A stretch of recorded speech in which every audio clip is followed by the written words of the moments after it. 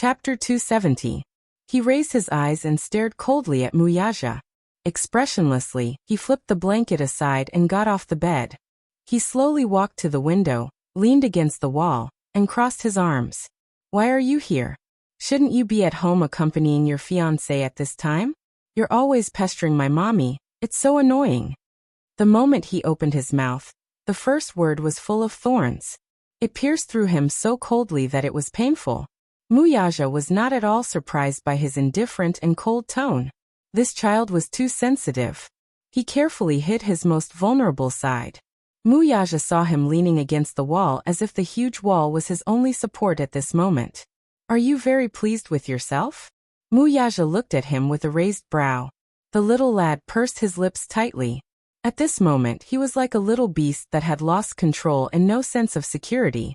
He hugged his arms tightly and suppressed all his anger and uneasiness. He repeated his words again. Are you very pleased with yourself for bullying my mommy in front of me? Wuxia? He called him by his name. Wuxia was not angry at all. He only curled his lips and slowly said, according to seniority, you should call me Daddy. Daddy. Yin Tianyo's good-looking brow arched. On what basis? Wuxia said. On the basis that my blood flows in your veins. Is this answer enough? The father and son, one big and one small, formed two extremes that were like fire and water. Yin Tianyo's eyes turned cold. Is it enough? Not enough. He suddenly raised his arrogant chin and stared straight at the man's handsome face. His tender voice revealed a firmness that could not be ignored. Do you think that just because we are related by blood, I should call you Daddy? I'm 6 this year. 6 years old. Have we met in the past 6 years? Have you ever fulfilled your responsibility as a father? Now, you suddenly appear out of nowhere, and want me to acknowledge you as my daddy? As he spoke, his frail body began to tremble. Yin Tianyo's brows furrowed tightly. He lowered his head and gripped his wrist tightly, as if he could suppress the anger in his heart. He lowered his eyes and said in a low voice, Wuxia, I think you're mistaken about something. It's not because we are related by blood that I should recognize you as my father. Wuxia was stunned. Yin Tianyu looked up at him and sneered. Did you carry me when I was born? When I'm afraid of the dark at night? Have you ever sung a nursery rhyme beside my bed to coax me to sleep? When I was bullied by other children, did you comfort me by my side? When I was in kindergarten, all the children were taken home by their fathers. Where were you? Where were you when mommy was being bullied? Now 6 years have passed. You appear out of nowhere, and want me to call you Daddy. Wuxia, do you think you're qualified? His tone was not agitated, and his voice was calm and steady as usual. However, his childish voice was faintly trembling. Even though he was calmly narrating something that had happened to someone else, his words were laced with blood and tears that had long since dried up. Yin Tianyu coldly said, You'll never know how mommy and I have spent the past 6 years. Chapter 271. That's right. I didn't know that I had a father like you. Yin Tianyu continued solemnly. When I first saw you in the magazine, I honestly felt agitated, wronged, and regretful. After a pause, the little lad raised his head and his lips curled into a mournful smile. What I'm excited about is that I actually have a biological daddy. Moreover, the man who gave birth to me is so outstanding and outstanding. I was aggrieved because where were you for the past 6 years? Regretfully, no matter how outstanding you are, I can't entrust mommy to you. Wuxia's brows knitted tightly together. The little lad's accusation made his heart clench and almost suffocate him. It was not that he did not feel heartache. His heart ached so much that it felt as if a heavy rock was pressing down on it, making it hard for him to breathe. Initially, he was a little surprised by his son's intelligence, but more than that, he was astonished. He and Xiao Yichen were twins, but unlike Xiao Yichen, this child was more mature and steady. This level of maturity was not something that someone his age should have. 6 years old was the most innocent age in a child's life. Children at this age were more likely to enjoy the innocence and beauty of childhood. He, however, bore a burden that children his age should not bear. This maturity was only natural, though. Little Yichen had been doted on ever since he was born. With him as the center, Mu Sheng's love, as well as his doting, had never stopped revolving. Even Mu Wanru, who was not close to him, had always indulged him in all matters, big or small. Although she was not his biological mother, Mu Wanru still fulfilled her duty as a mother. Yin Tianyu was different though. He did not breathe the moment he was born. There were only weak signs of life, and he almost lost his life. Relying on his innate survival instinct, he let out a weak cry and came into this world. However, he did not have Xiao Yichen's health and liveliness from birth. Before he was 2 years old, he had experienced physical torture and pain. Gradually, he realized that his body was not as healthy as other children. He also realized that he was different from other children. When he returned home, he was already used to Li Qin and Yin Na's sarcasm, ostracism, and unbearable humiliation. His childhood without a father was accompanied by bullying and humiliation, but he was never willing to mention it to Yin Shirshir. Because of this, his mature personality was formed. Yin Tianyu clenched his fists tightly. Suddenly, he relaxed them and his voice returned to its usual coldness. Since I was born, I only have a mommy and no daddy. I didn't have one before, and I won't have one in the future. Muyaja asked. Biting his lower lip hard, he coldly spat out. That's because I don't need it. His voice fell, but there was a long silence. Until he spoke again. I like you very much. Yin Tianyu, his body stiffened, his shoulders trembled. He asked gently, Don't you like me? She carefully probed him, trying to find out his true intentions. Yin suddenly, Yin st I like you a lot. These 5 words seemed to have some irresistible magic. In an instant, his uneasy heart calmed down, and his face flushed with shyness. Chapter 272. I don't need you to like me. It's enough that mommy likes me. This child was actually a little arrogant. I've told you before that you're not allowed to provoke my mommy. Muyaja, do you think I can't do anything to you? Muyaja did not make a sound. Looking at his reddened face, which was full of awkwardness and hostility, he curled his lips. The ward was silent for a moment. After a long silence, Muyaja stood up abruptly. His tall figure instantly made the entire ward seem small and narrow. The man's aura was so strong that Yu had no choice but to puff out his chest. Alas, it was to no avail that his aura was completely suppressed in front of the man. The father and son stood facing each other. The height difference was so big that Yu could only raise his head to look at him. His neck was a little sore. He was so tall. Just like what he had imagined, his father was really tall and upright. His stalwart body seemed to be able to withstand all kinds of wind and waves. It was indestructible. When he first met him at the gala, he could not help feeling envious of his outstanding height. How nice would it be if he could grow up to be as tall as him? However, now that this man was standing before him, he realized that he was more handsome than he had imagined. It was not that he did not feel envious. Yin Tianyu muttered inwardly, he is so tall. Can't he squat down? He raised his head to look at him. His height alone was enough to suppress him. As if telepathy between father and son, Muyaja seemed to have guessed his thoughts. He walked forward and half-squatted in front of him. Yin Tianyu was startled. This man was friendlier than he had imagined. Yin Tianyu. Muyaja calmly gazed at his face. His large palm gently caressed his cheek. This time, for the first time, Yin Tianyu did not resist his touch. Or perhaps, when he gently called his name, the man's deep and mellow voice was tinged with tenderness. It was exceptionally pleasant to the ears. He sized up the man. The man was also sizing up the stubborn little munchkin in front of him. However, the boy did not notice that the man's fingertips were trembling slightly as they caressed his cheek. Little Munchkin's handsome and adorable face, his skin was soft and supple, and his pair of dark and watery eyes seemed to be hiding the beautiful moonlight. 6 years ago, he had thought that the child had unfortunately died. However, when the child stood in front of him in perfect condition, the man who had always been calm and steady lost control. Do you know who I am? I know. Yin Tianyu too calmly looked into Muyaja's eyes and slowly said, Dishing Financial Group CEO Muyaja. You're so smart. Muyaja gently pinched his son's cheeks, his eyes full of undisguised affection. That's nonsense. Yin Tianyu retorted bluntly. Muyaja said, You're a little different from what I imagined. Oh, what's the difference? Yu was a little curious.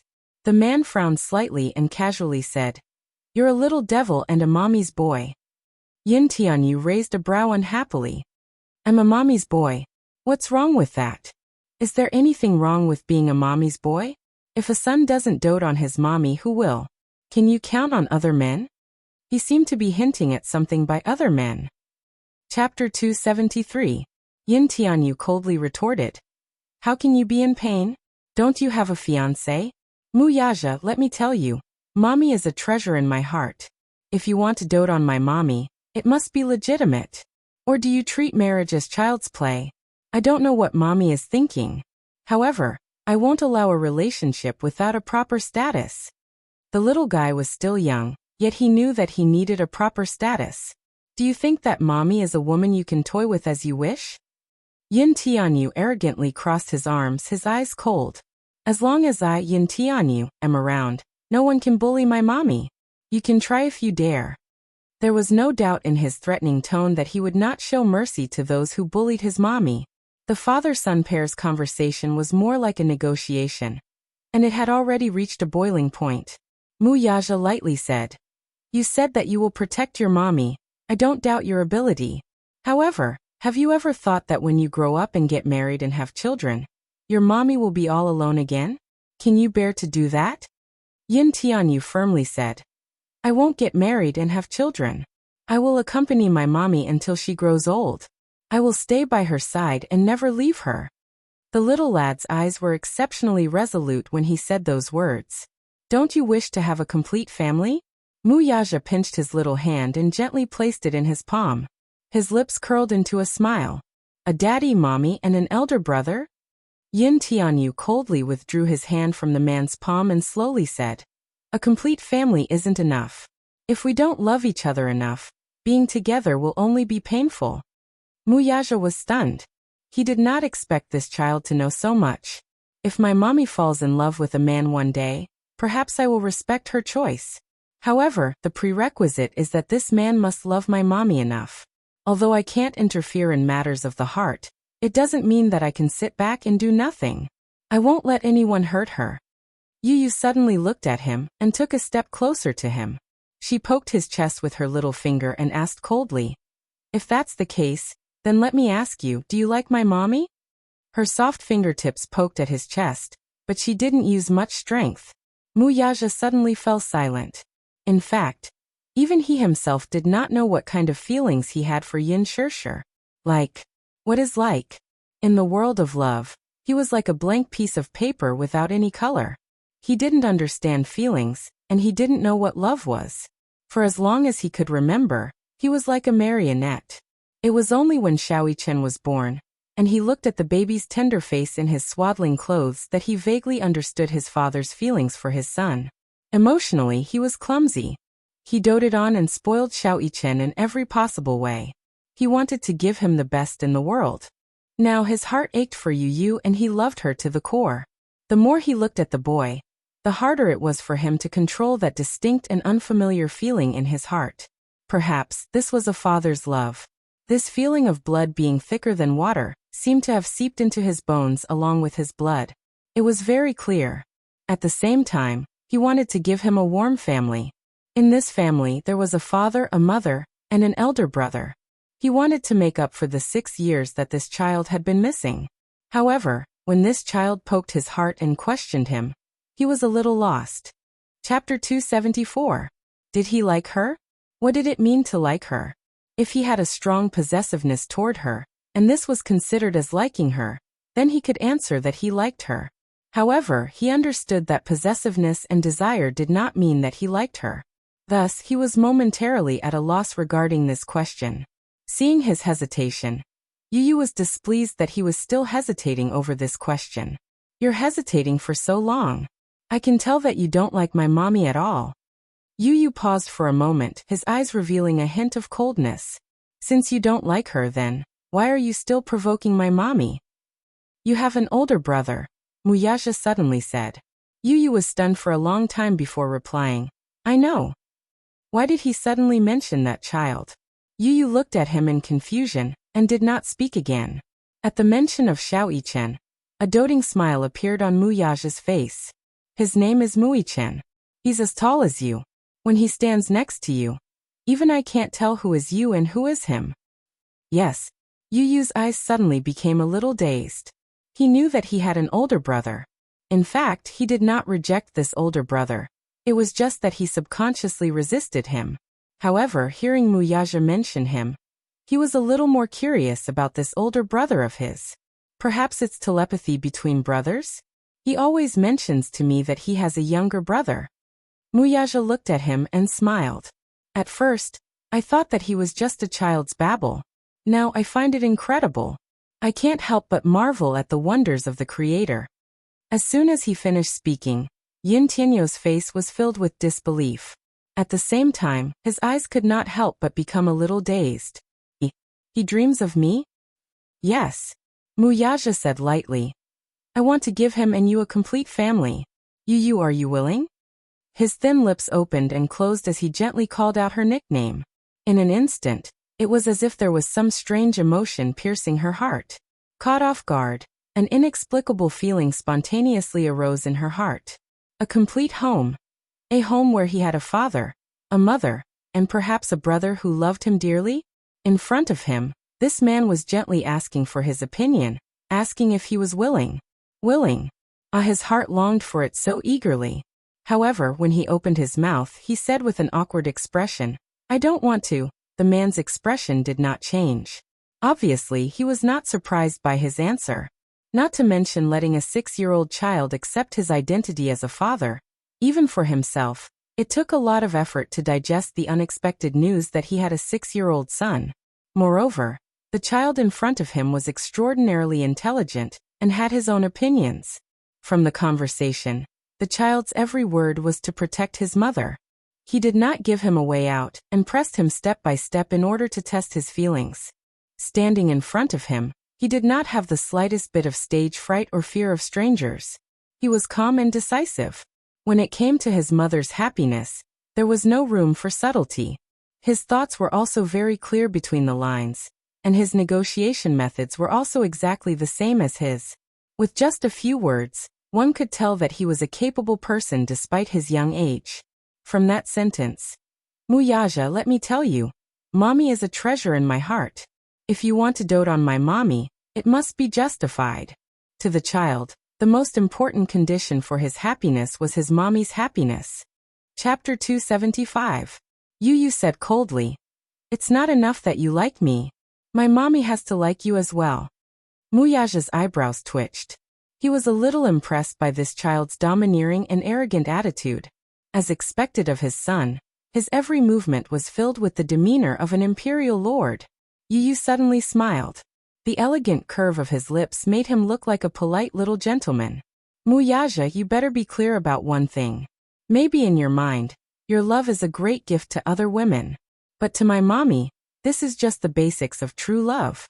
My mommy is beautiful, gentle, and considerate. Moreover, she has me, her son, to dote on her. If you want to be with my mommy, both of you must like each other. Do you understand? So you're saying that I still have a chance? Muyaja asked. Yu glanced at him from the corner of his eyes and snorted. Yes, it depends on your performance. Then now. Muyaja suddenly opened his palms and looked at his delicate and beautiful face gently.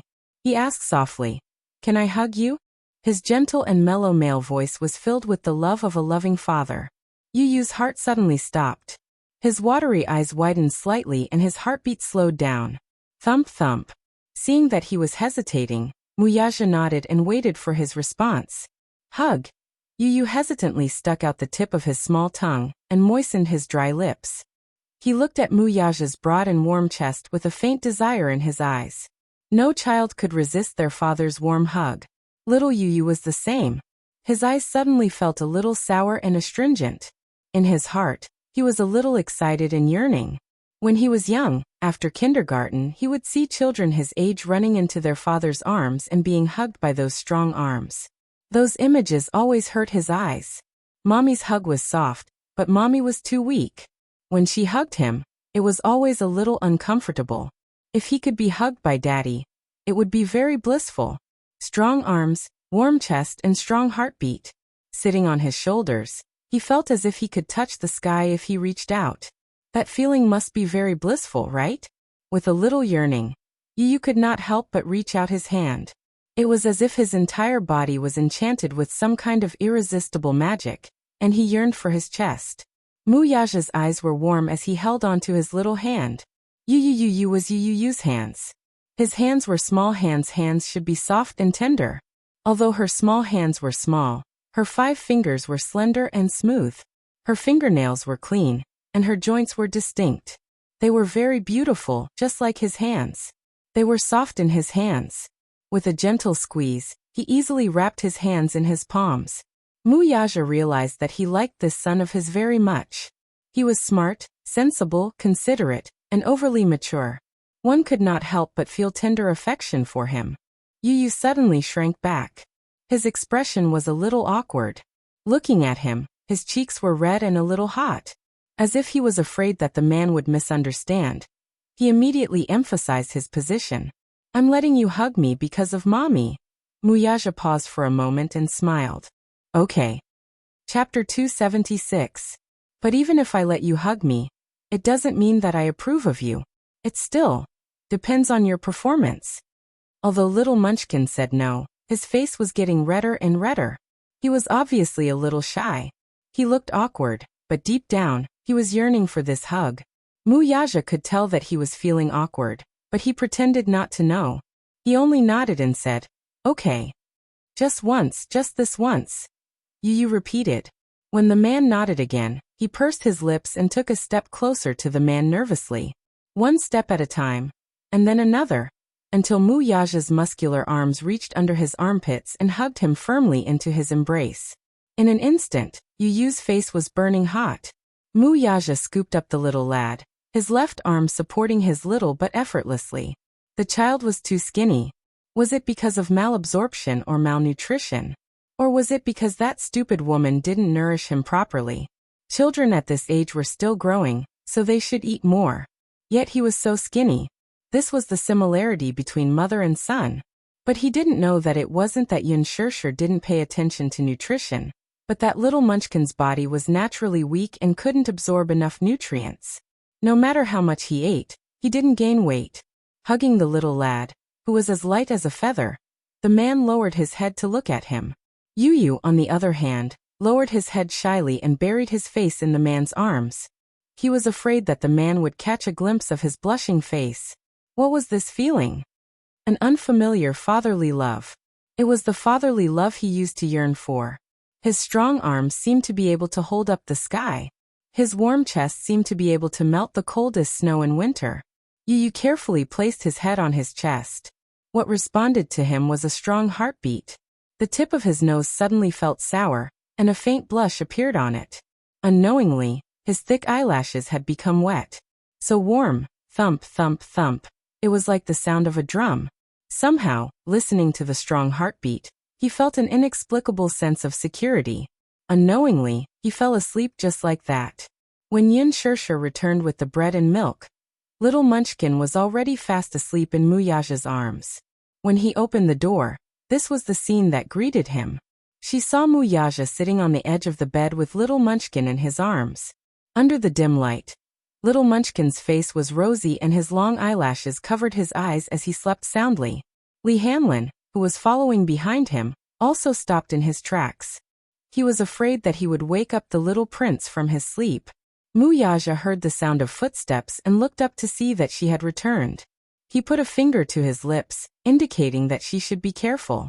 Yunshirsher understood and turned to Li Hanlin with an apologetic smile. Principal, thank you. Yu is asleep. It's late now. You should go back. You're welcome. Li Hanlin smiled and could not help taking another look at Yun Tianyu, who was sleeping soundly in the man's arms. Oh, this little bun is cuter when he's asleep. He's more like a docile 6-year-old child. Li Hanlin sighed and said to Yunshirsher, I won't stay any longer. I'll take my leave first. See you next time. Okay. Goodbye, Principal. She closed the door and the ward regained its silence. Chapter 277.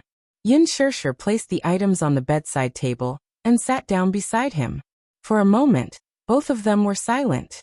Initially, When she saw the man carrying the child with such a gentle expression, her heart fluttered. However, she couldn't help but feel worried.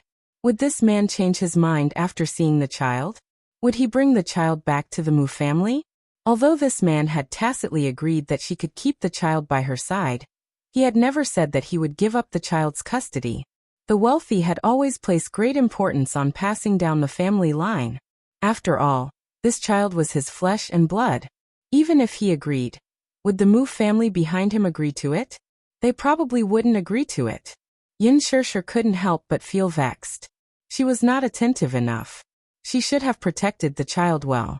Now that his identity had been exposed, she was in a very passive position. Mu Yaja carried little Munchkin quietly and lowered his head to look at the child's tender little face. His expression was focused, and he didn't know how much time had passed. Yin Shirshir was surprised. She was a little surprised.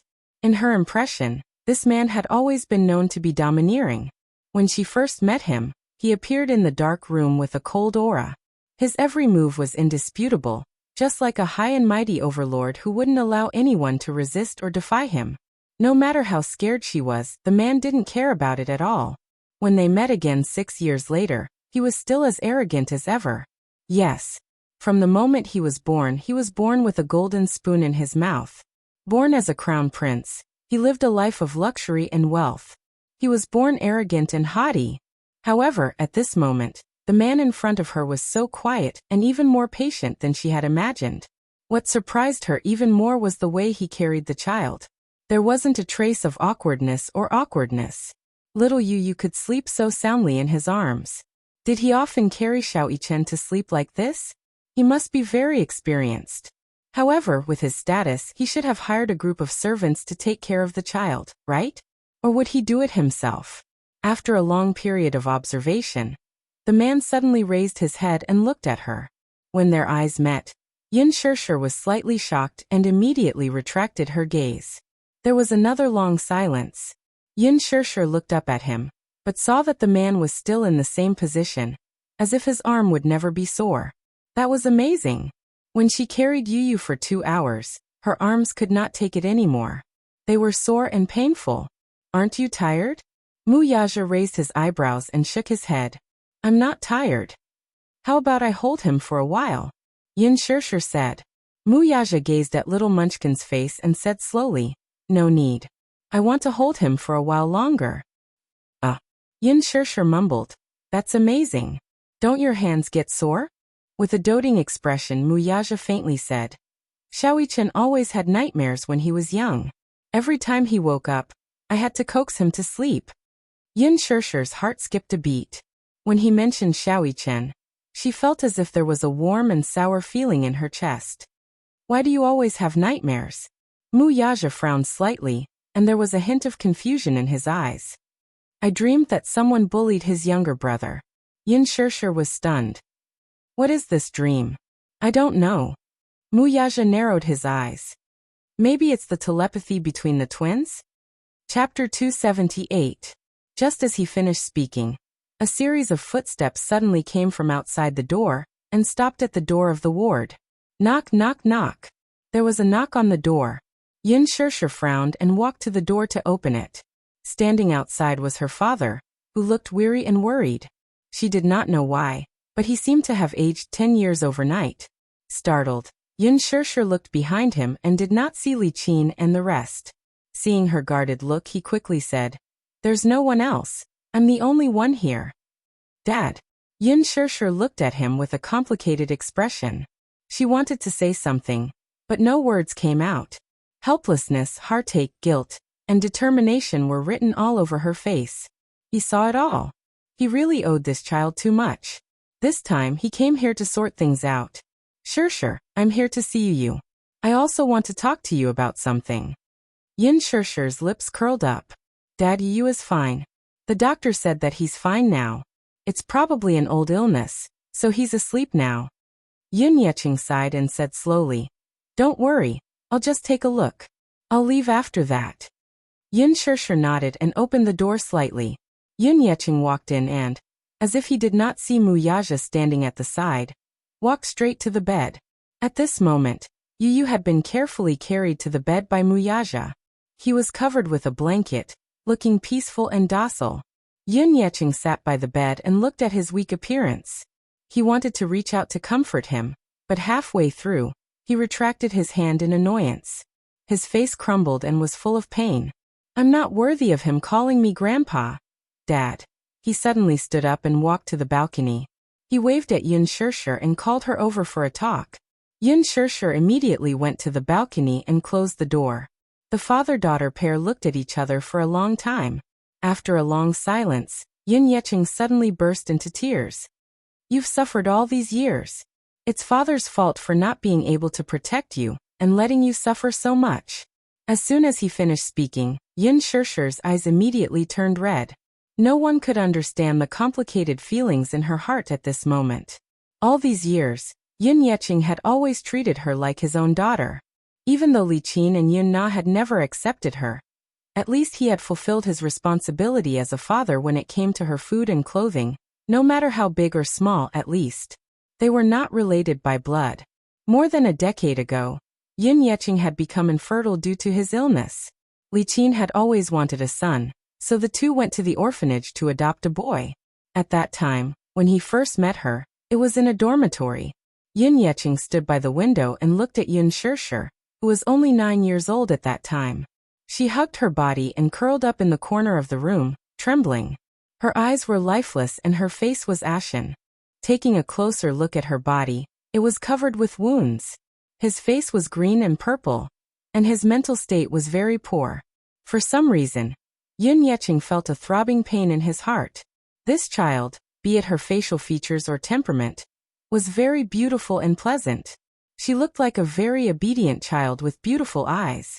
However, for some reason, she was the only one in the empty dormitory, hugging her knees and trembling in fear while the other children were playing outside.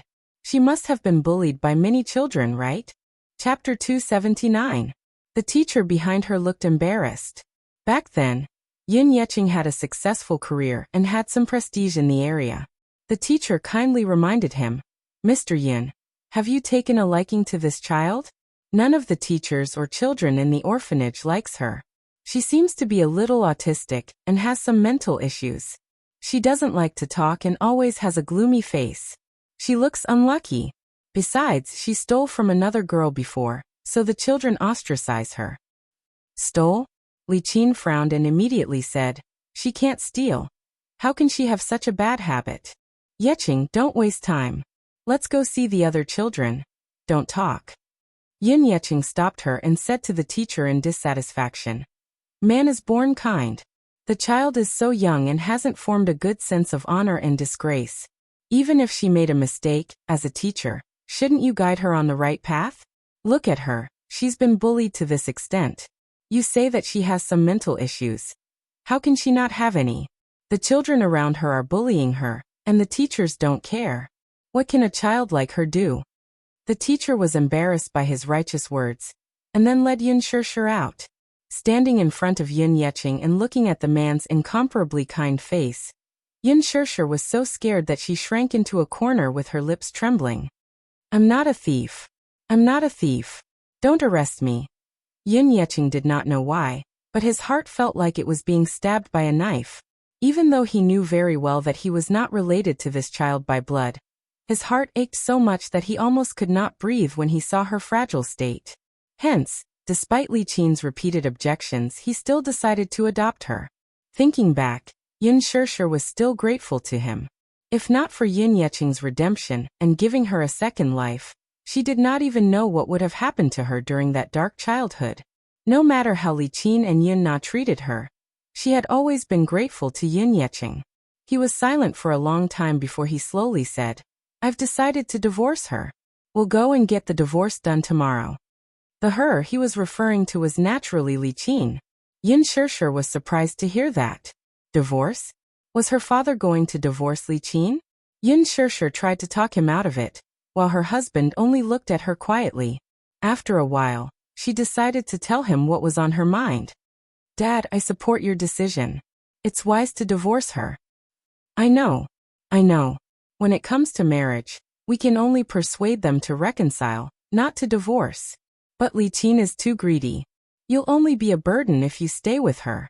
Dad, why do you have to tire yourself out? It doesn't matter if I'm tired or not. I'm already so old. For a man of his age, he would make do if he could. Half of his body was already in the soil. If he were to get a divorce at this time, it would be unpleasant for anyone to hear about it. It was inevitable that people would gossip about it. But in the end, he couldn't bear to implicate his daughter. You, on the other hand, I feel the most guilty towards you. I even found out that she was the one who forced you to do what you did 6 years ago. I'm such a bastard. As he spoke, he stomped his feet and slapped himself hard. Chapter 280. He replied slowly. It's all in the past, but I can't forgive her or let her go. As he spoke, he took out a handkerchief from his chest pocket. Inside it was a well-wrapped bank card. He looked at her. There's more than 5 million yuan in here. 5 million yuan? Yes, he continued.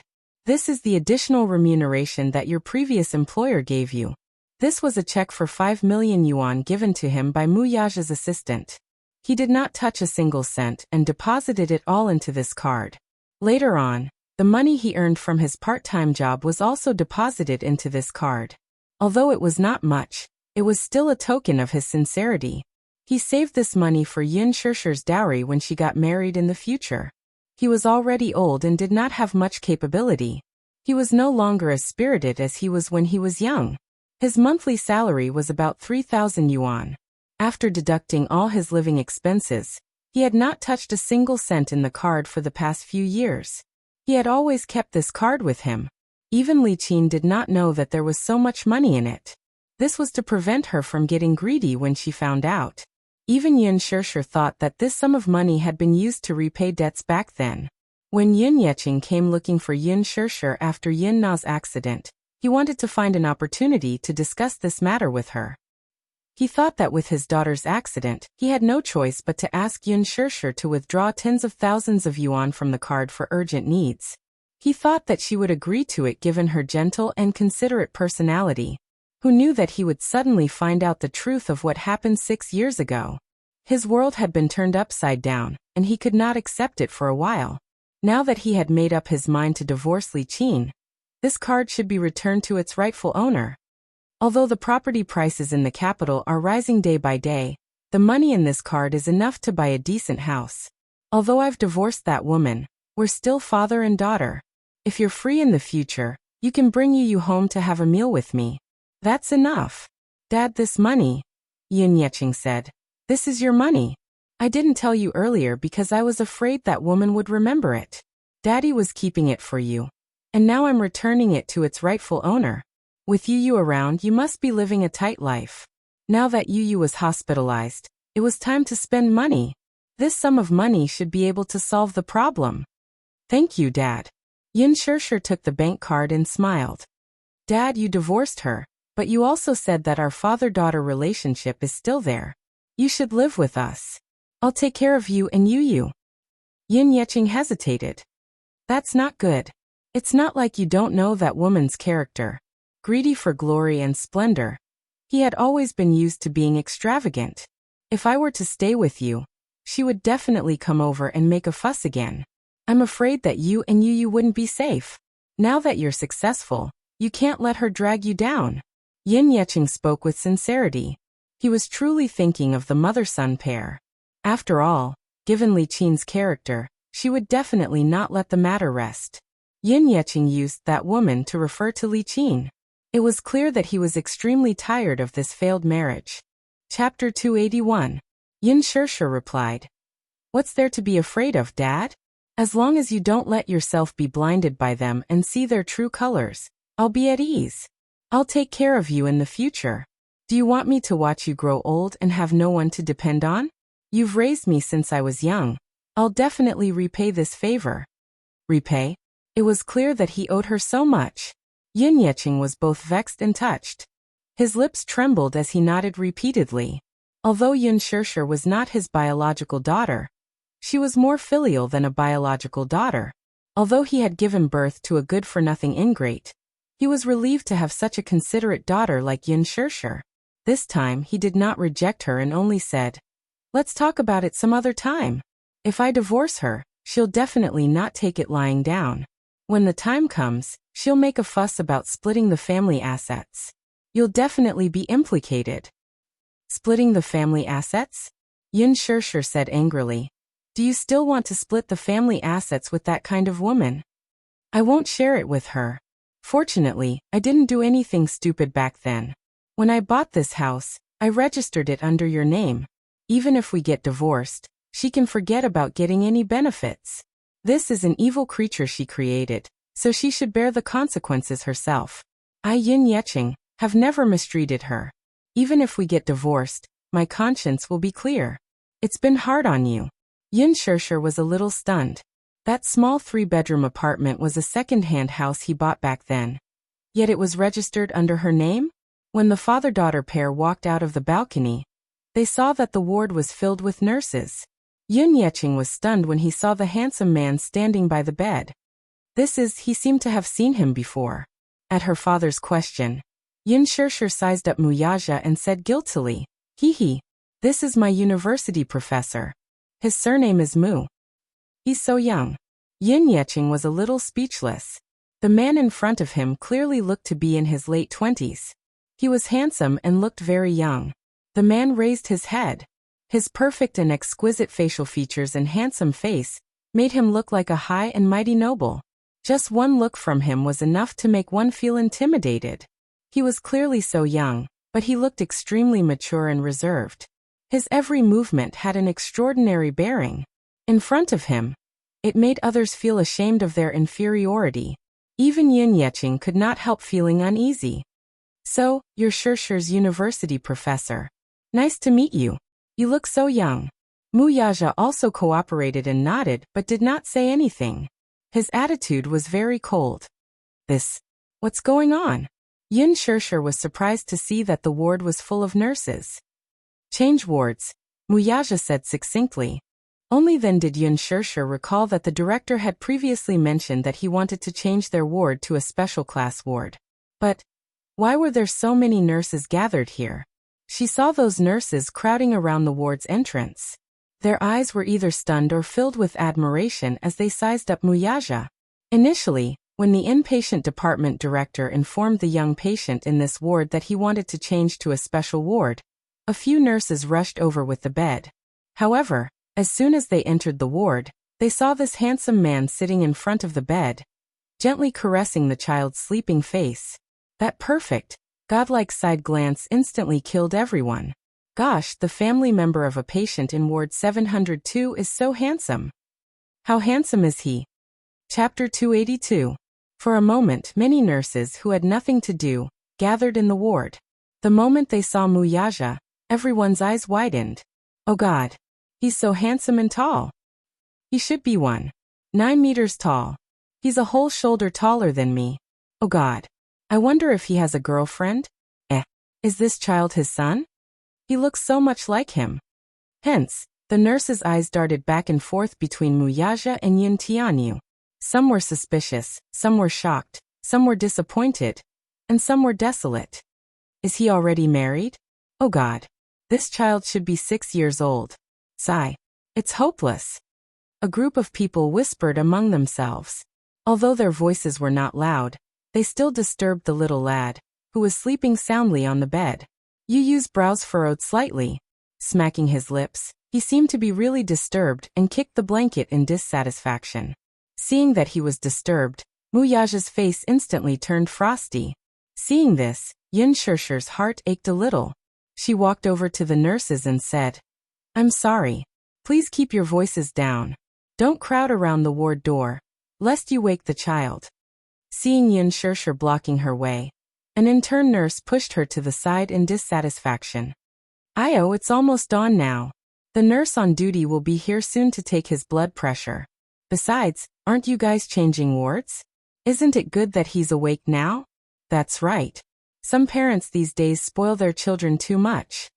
Yin Shirshir's face was tainted with a hint of anger. Is this your work attitude? What do you mean? The intern nurse, who must have just graduated, retorted without knowing the gravity of the situation. Someone at the side immediately tugged at her sleeve. That's enough. Let's not talk about it anymore. We were a little loud just now. Are you that child's mother? The intern nurse suddenly gossiped. What's your relationship with this gentleman? I just heard from this woman that this man is her university professor. I heard on the news that a university professor is keeping a student as his mistress. Someone speculated in a low voice. Could it be that this child is their private? Is that enough? Yin Shirshir flew into a rage out of humiliation. Do I need you to inquire about our relationship? As soon as her voice fell, she saw their eyes widen in horror as they looked behind her. Yin Shirshir turned around belatedly, only to see Wuxia standing behind her. He impatiently swept his gaze over the crowd surrounding the door, his voice as cold as ice. Scram. There was a hint of sharpness in his tone. With just one word, the crowd instantly dispersed. Clean and direct. The ward instantly became much quieter. Yin Shirshir sighed and was a little speechless. The procedures to transfer to another ward were completed very quickly. Not long after, the department director led 2 nurses to push a bed into the room and carried the little lad onto it. Yun Yeching supported the bed and left with the department director. Before he left, he reminded Shirshir, "It's already morning. Professor Mu, thank you very much for coming to visit you. You haven't rested for the whole night, so let Shirshir send you downstairs." Wuxia exchanged glances with him, his eyes slightly cold. Yun Yeching was intimidated by his gaze. After exchanging a few pleasantries, he hurriedly left. Chapter 283. Yin Shirshir told him that this man was her university professor. He was not a 3-year-old child, even though he had complimented him on the surface. It was clear that Shirshir was deliberately hiding this from him. Even though he was unsure of this man's identity, when he compared the father and son's appearance, he immediately returned to his senses. Thus, he could roughly guess this man's identity. He should be that mysterious employer from 6 years ago. He did not point it out as he was afraid that Shirshir would be embarrassed. Yin Yeching escorted Yun Tianyo's bed and left. The ICU was on the 15th floor. Before he left, he did not forget to remind Shirshir to go back to rest and come back to the hospital to replace him. Yin Shirshir thought for a moment and nodded. She could go back to get some of Yu's clothes to change into. At the elevator entrance, Yin Shirshir said, "Wuxia, it's getting late. You should go back." Wuxia's expression was tinged with anger as he cocked a brow. "Are you chasing me away? I saw that you didn't sleep last night, so I'm afraid that you're tired." Wuxia's expression softened instantly, and a hint of mockery flashed in his eyes. "Oh, so you're feeling sorry for me? Think whatever you want." Yin Shirshir was a little annoyed as she said angrily, "Don't blame me when you don't have the energy to work." Wuxia's lips curled into a smile. With one hand in his pocket, he leaned over slightly and whispered into her ear, "I've always been energetic. Haven't you experienced it yourself?" His words were clearly hinting at something. Yin Shirshir bit her lower lip as her cheeks flushed red all the way to her ears. She glared at him in embarrassment and annoyance. "Ridiculous. I don't know what you're talking about." Ding. The elevator door opened. Yin Shirshir was about to step into the elevator when she was pushed into a corner and slammed into the cold wall. She could not help but widen her eyes in shock. Before she could react, the man's tall body was already pressing against her. It was a camera's blind spot. He had an ulterior motive. The elevator door closed. At this moment, only the 2 of them were left in the narrow space. Yin Shirshir was shocked and looked up at him in fear. Wuxia lowered his head and reached out to hold her chin tightly. His long and narrow eyes curled up devilishly. His eyes were deep and heavy. He let out an evil laugh and leaned closer to her face. Staring into her helpless eyes, he said in a low and hoarse voice, "Little liar, you're really interesting." "You. What are you doing?" Yin Shirshir turned her face away in a panic, but he pulled her face back and forced her to meet his gaze. "Heh. You usually look so obedient, but I didn't expect you to be so clever when it comes to lying." She was startled and her face flushed red unnaturally. She had no choice but to lie. How could he tell the truth in front of his father? Could it be that he had to confess to his father? This was undoubtedly tearing open his scabbed scar. Yun Yeching had always been brooding over the contract from 6 years ago. He was annoyed at himself for not being capable enough to let his most beloved daughter become a surrogate.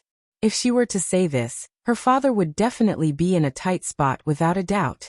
He, on the other hand, had followed her into the hospital and caught her off guard. Now he was blaming her?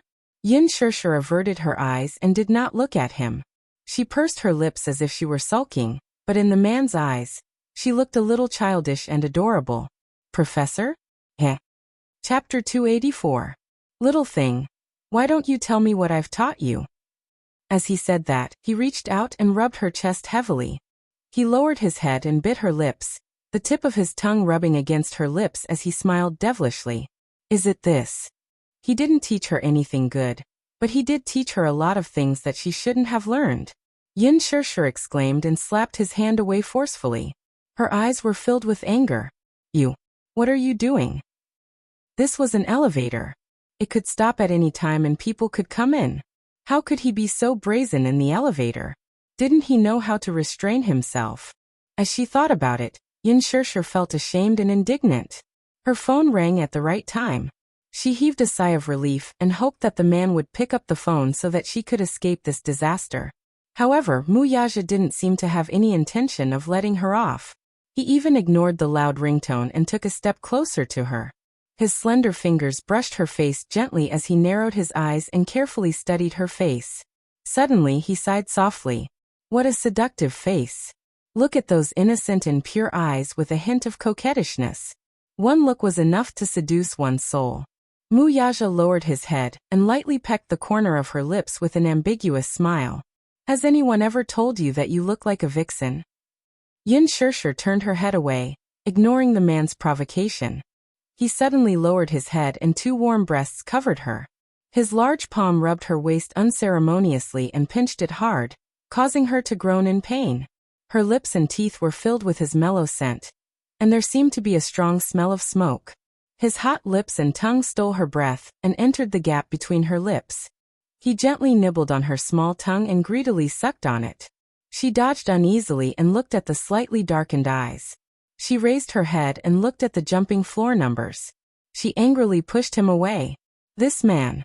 How dare he mess around in the elevator? They were about to reach the first floor. What if someone saw them? As he thought of this, his hand had unknowingly circled around her back, brushing past the scorching heat of his body as it probed into her skirt. Yin Shirshir was so shocked that her beautiful face turned pale. She couldn't help but start to struggle. Her hands patted his shoulders, but she still couldn't stop his aggressive actions. She steeled her heart and fiercely bit his tongue.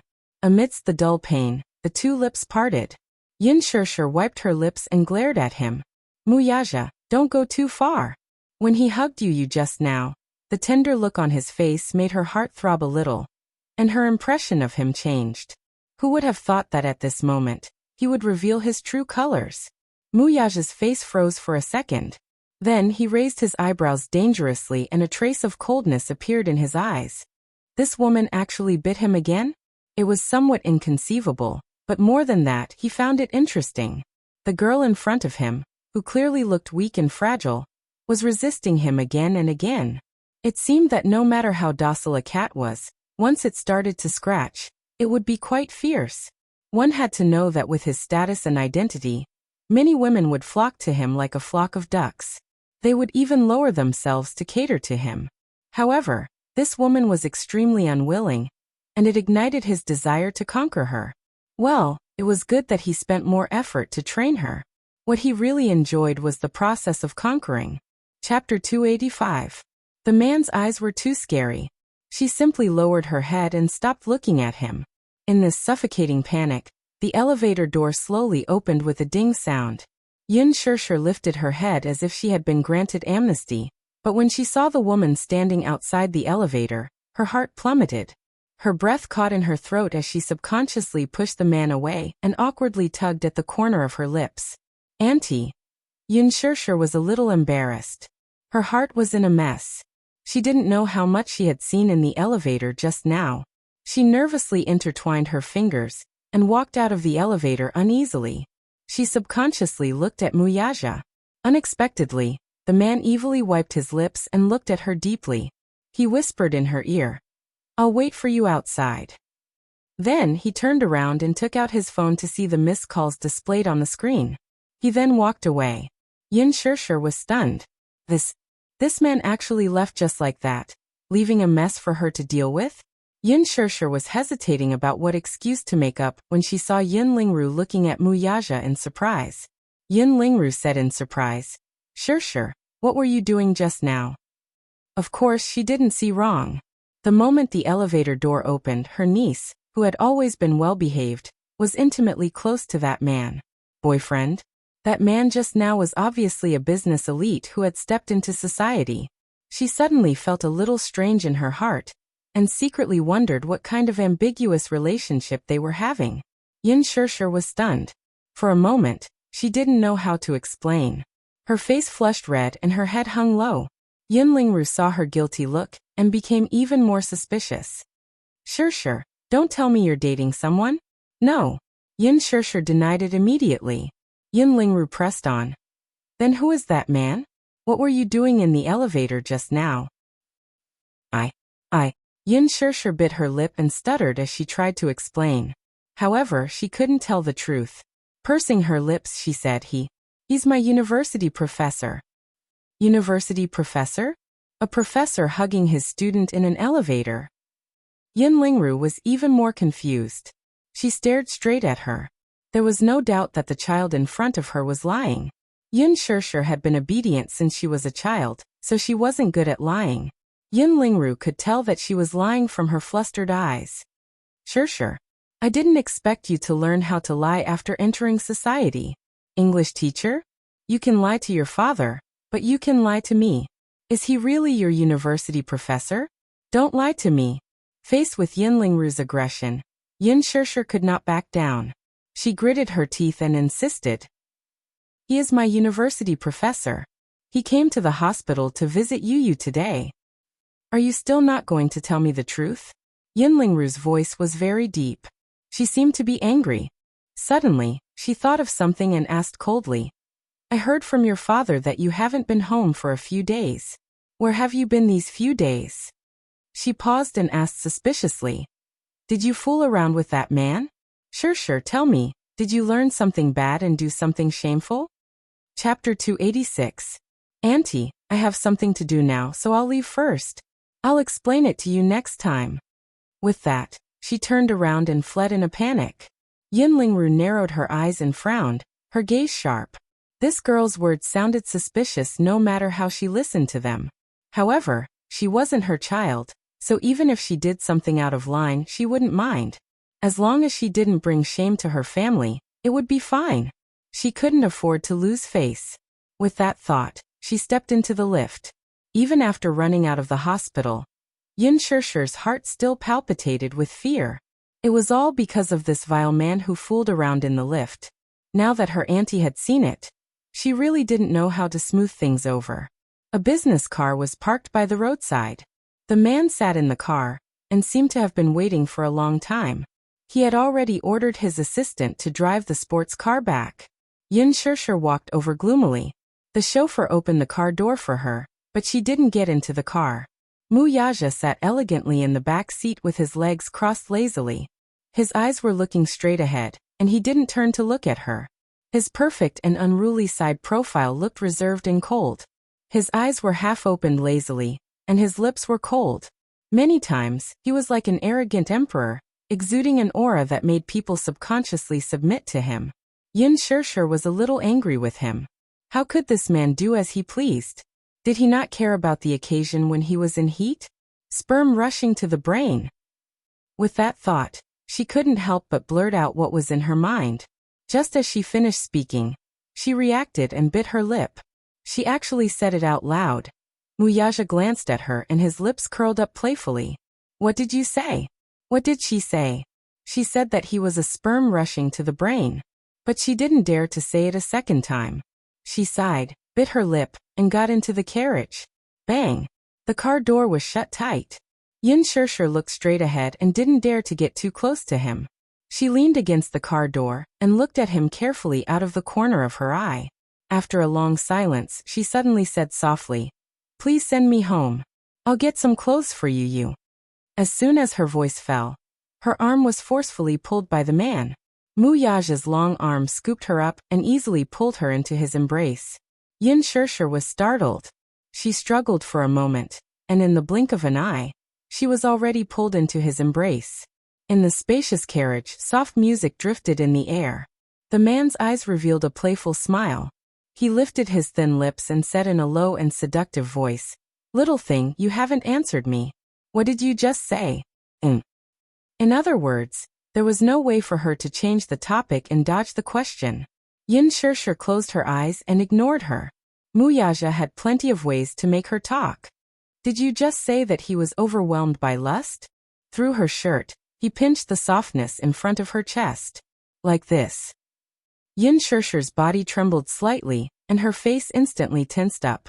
Instinctively, she turned her head to look at the chauffeur, only to see that he had consciously turned away from the rearview mirror, as though he had turned a deaf ear to the scene in the back seat. A sense of foreboding arose in her heart. Yin Shirshir struggled uneasily, but the man held her waist tightly.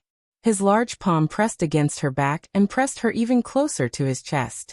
Their faces were intimately close, the tips of their noses touching, and their lips touching. Chapter 287. Such a close distance really made her feel uncomfortable. Looking at the devilishly handsome face so close, Yin Shirshir helplessly pushed against his chest. Wasn't this man just sitting there quietly? Why did he suddenly? There was someone else in the car.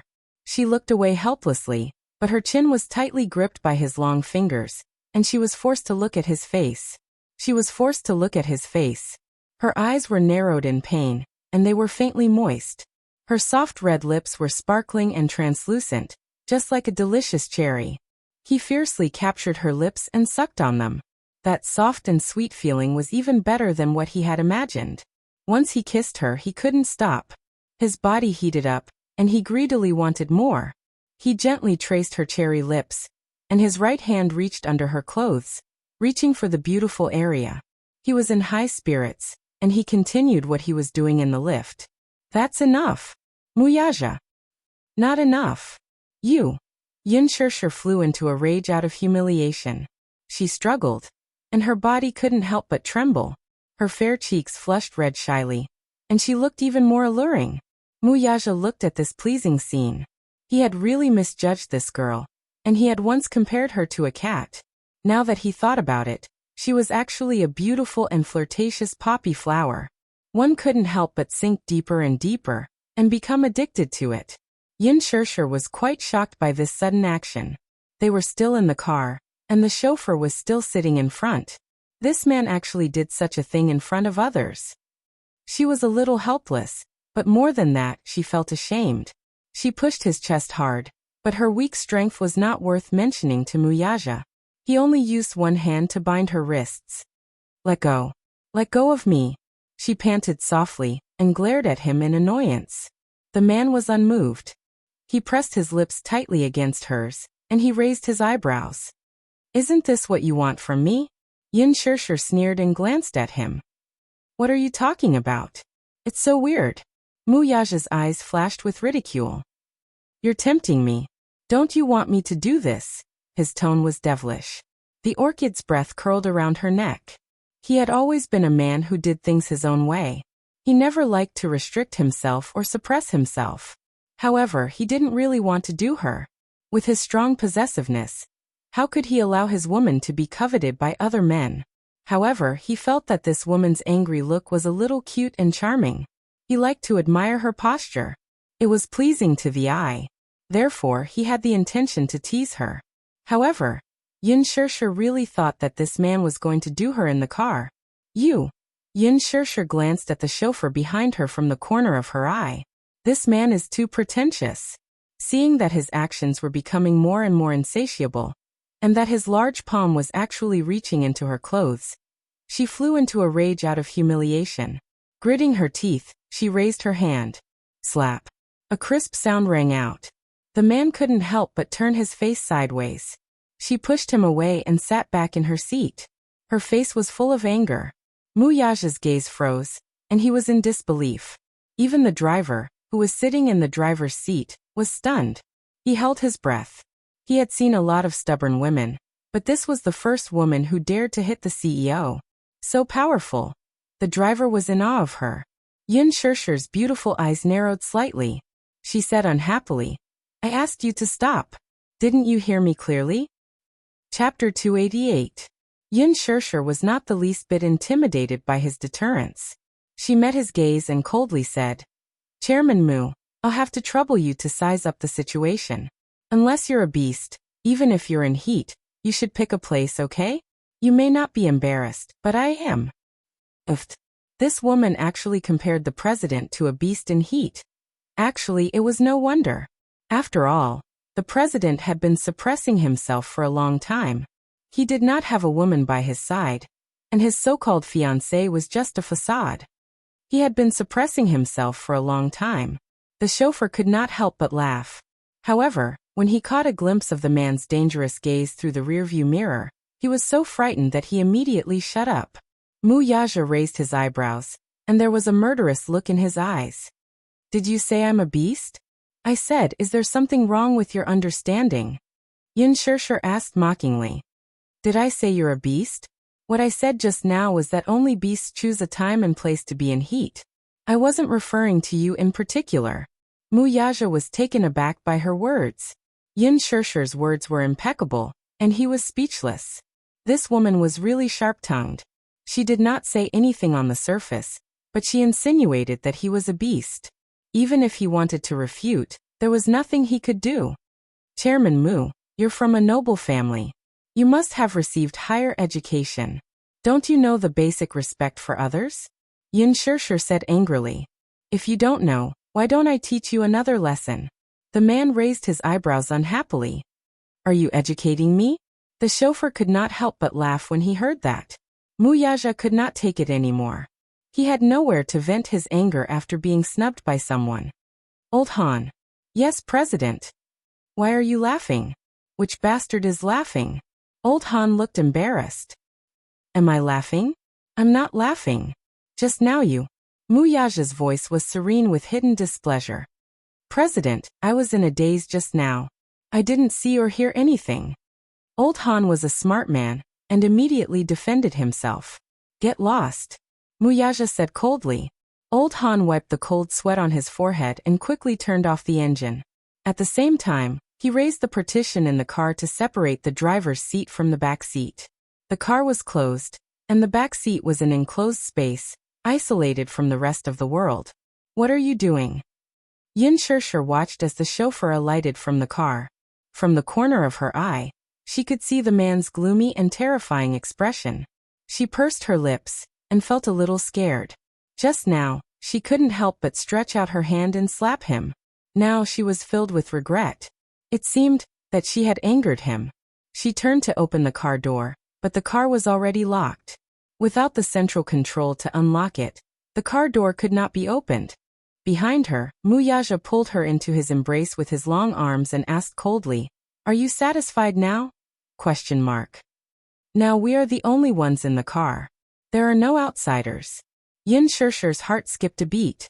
She said angrily, Are you a beast? You're right. I'm a beast.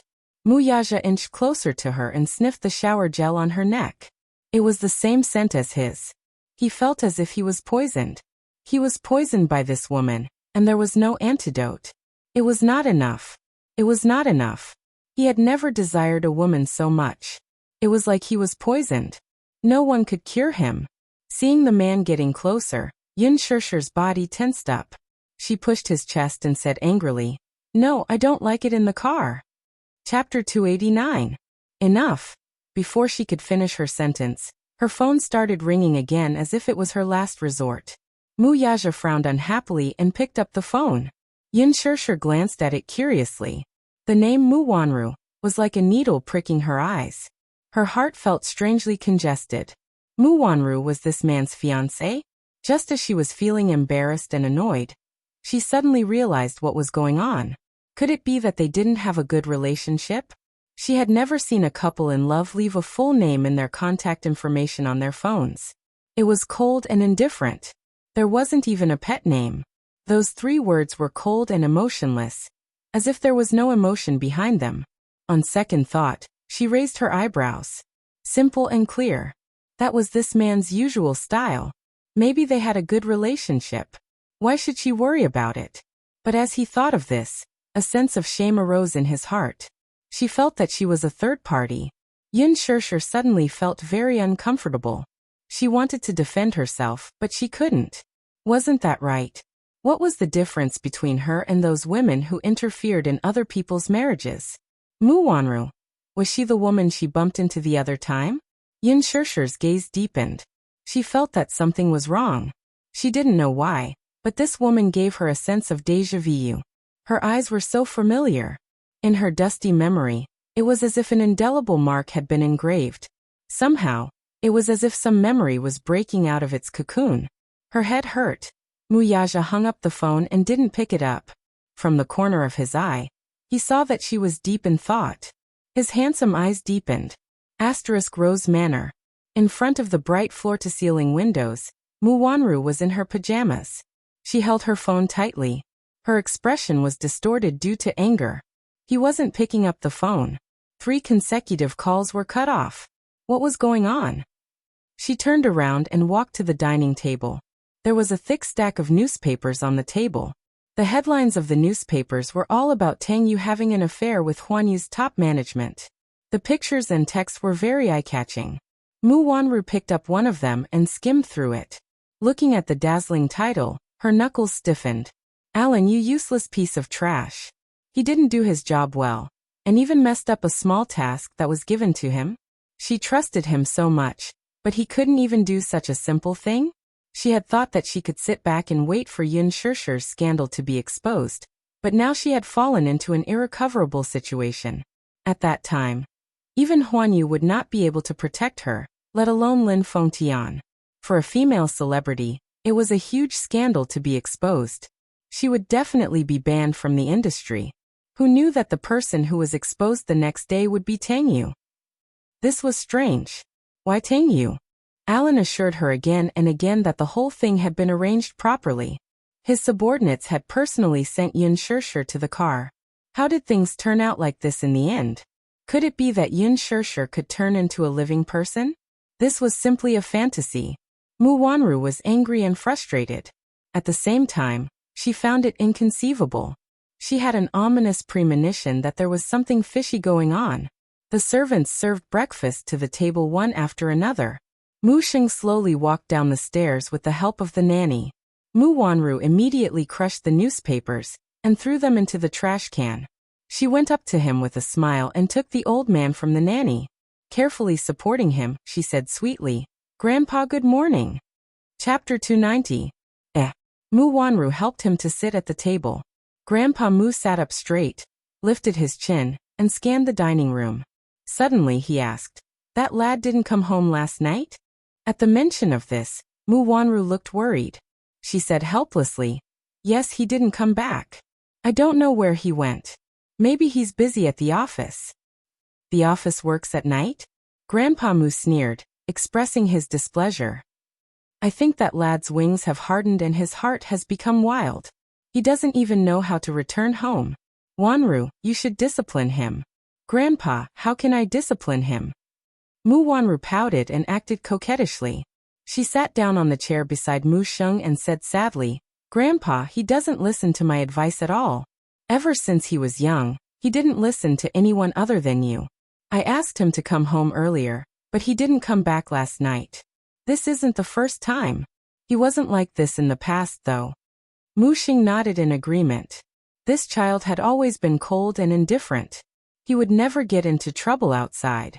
He was different from other playboys who liked to flirt with countless women. This child would never mess around. This was something he had always acknowledged. In Grandpa Mu's heart, Muyaja was a responsible father. He would come home every night to have dinner with Xiaoyichen. No matter how busy he was with work, he would never miss it. However, his abnormality these few days made Grandpa Mu especially concerned. Seeing his slightly darkened expression, Mu Wanru continued to whisper in his ear, "Grandpa, he's a man. Do you think he has other women outside? He dares." Grandpa Mu was so angry when he heard this that he blew his beard and glared at her. He slammed his palm on the table, causing some of the tea to splash out. The servants behind him were so shocked that they did not dare to breathe loudly. Mu Wanru was elated to see this. Mu Sheng had always been on her side.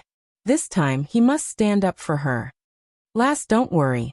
If he's unfaithful to you and messes around outside, Grandpa will definitely stand up for you and break his legs.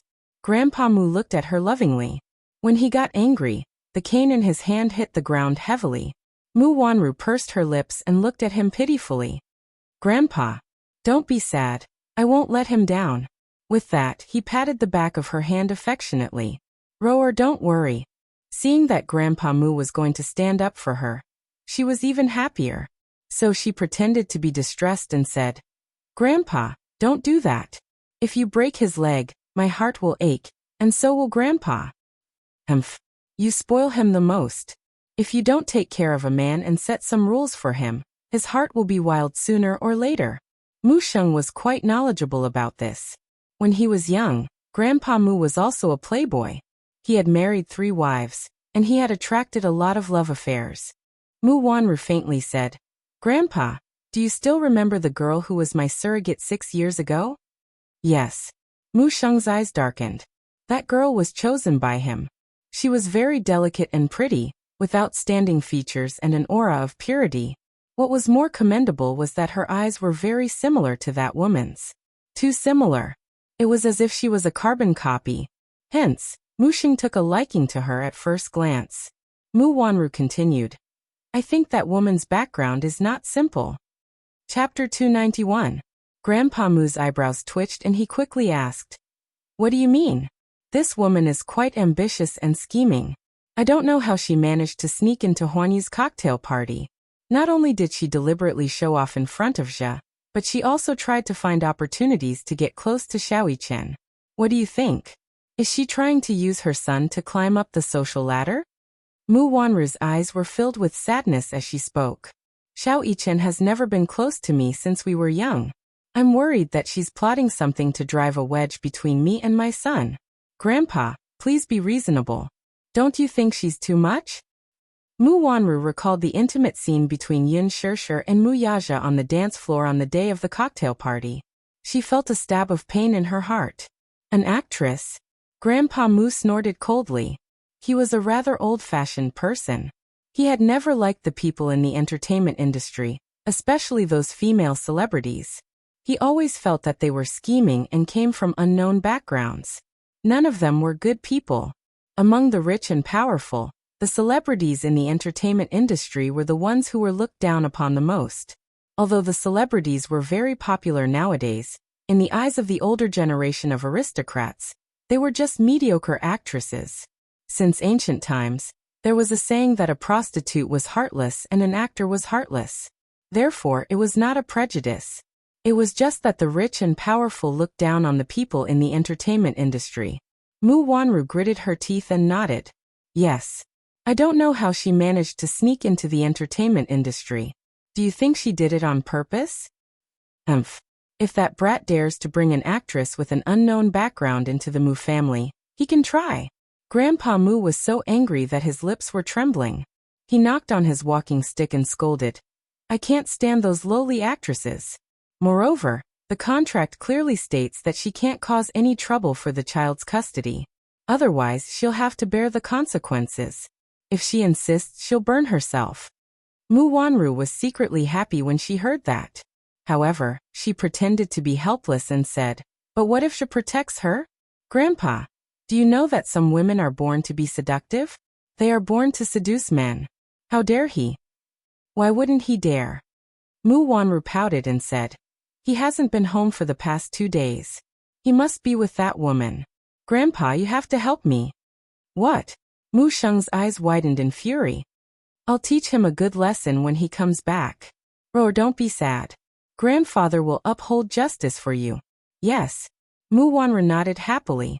Although Grandpa Mu was already in his 60s, he was still a man who had been involved in bloody battles when he was young. His methods were ruthless. If she were to borrow his means to get rid of Yun Shishir, this thorn in her side, she wouldn't need to do anything. Old Master Mu was obviously still angry. He lifted his chin and looked around before asking with a strange expression. Where's Yi-chen? Mu Wanru immediately asked the nanny behind her. Where's the young master? Young master is doing his morning exercise at the archery range.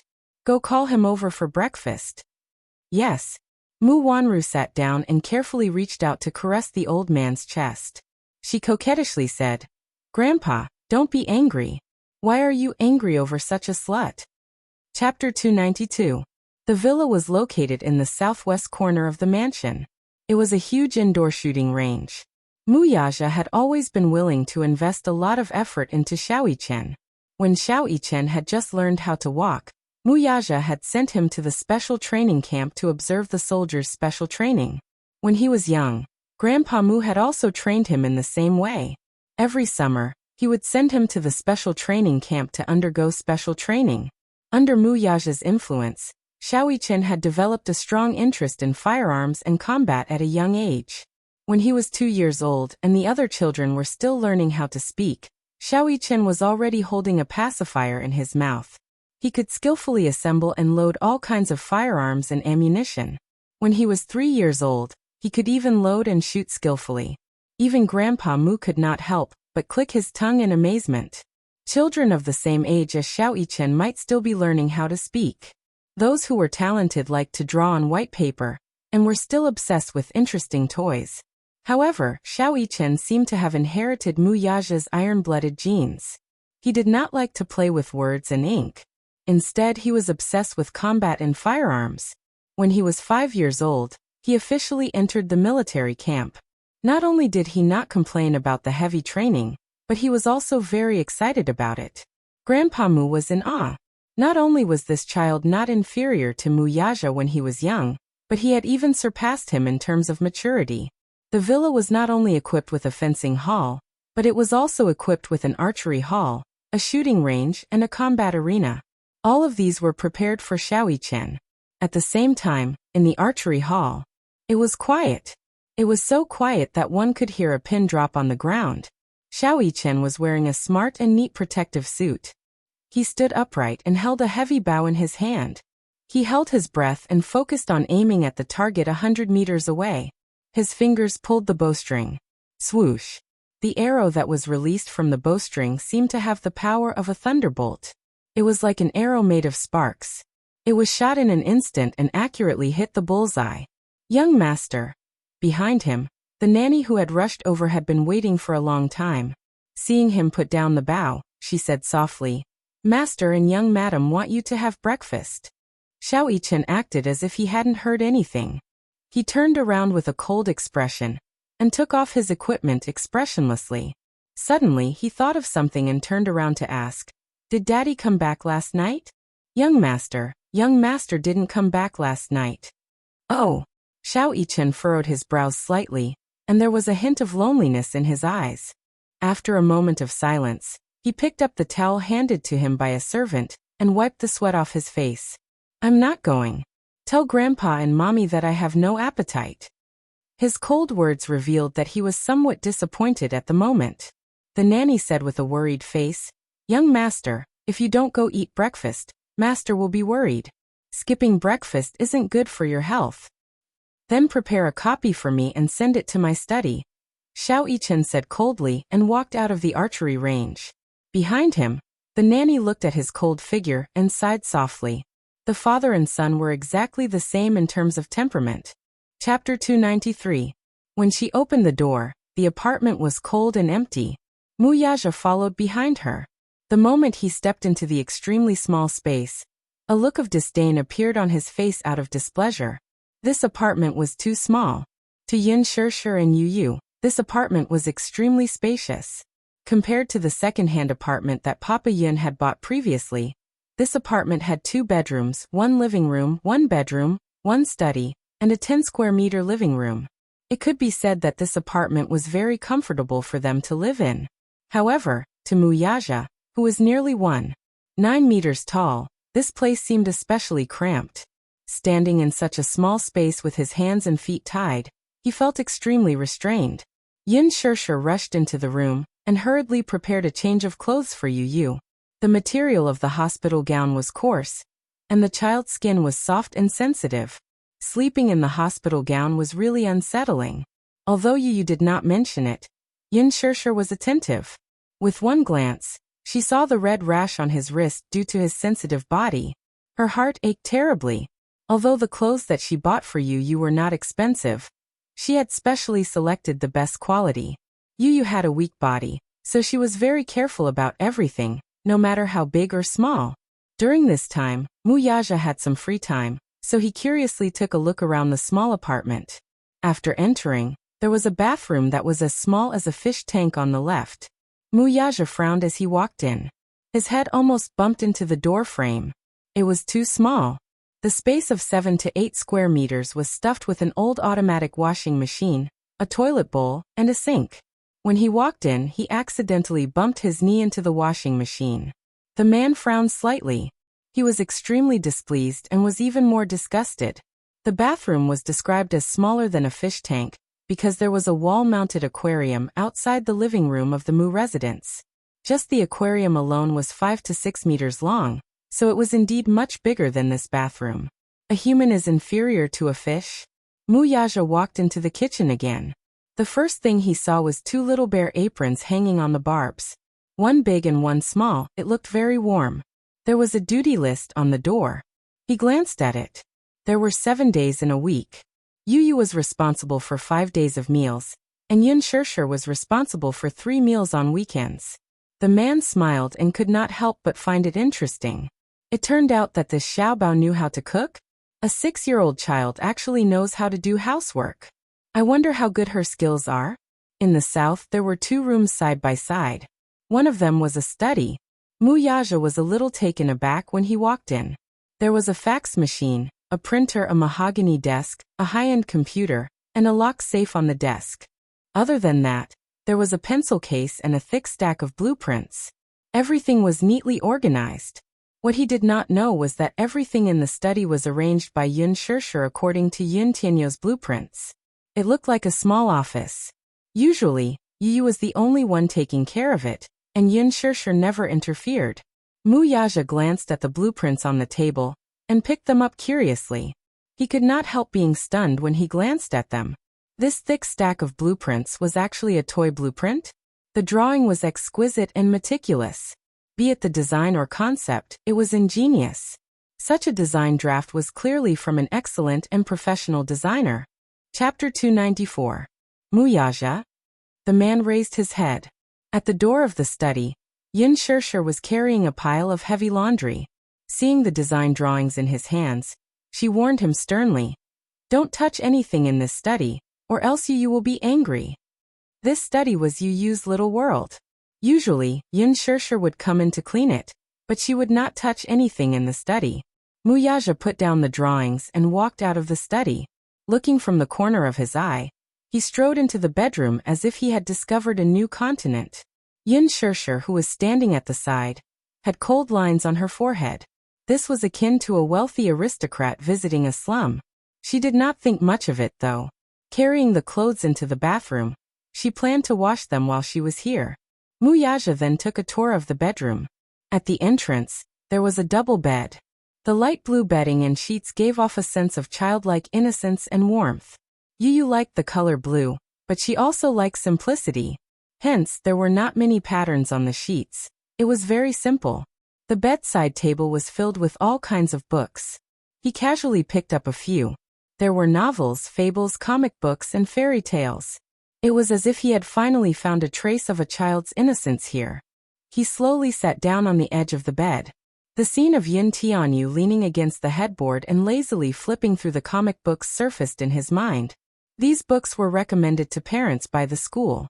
Yin Shirshir specially bought a few sets from the bookstore and placed them on the bedside table. Every night before bed, she would hug Yin Tianyu and gently tell him the stories from the comic books. Usually, Yin Tianyu was uninterested in these children's comics and books. He always found them boring, but he liked listening to his mommy tell him stories. Yin Shirshir's voice was very gentle. It was soft and sweet, just like a Jiangnan woman's. Listening to her sweet voice in his dreams was the happiest thing in Yin Tianyu's heart. In the narrow space, there was a strong atmosphere of life, as well as a tranquil little warmth. Although the room was a little small and the double bed was not spacious enough, Muyaja lay down with his arms as a pillow. He could not even stretch his limbs freely. However, on the blanket, there was the unique milky fragrance of a child, as well as the unique fresh body fragrance of Yin Shirshir. This fragrance was tranquil and gentle. It wasn't overbearing, but it was refreshing. Muyaja felt a moment of peace in his heart. When Yin Shirshir walked into the bedroom again, the man was lying on the bed, deeply asleep. She couldn't help but smile. She still remembered that a certain man had said that she had more energy than others. Yin Shirshir quietly walked to the bedside, squatted down, and looked at the man's exquisite sleeping face closely.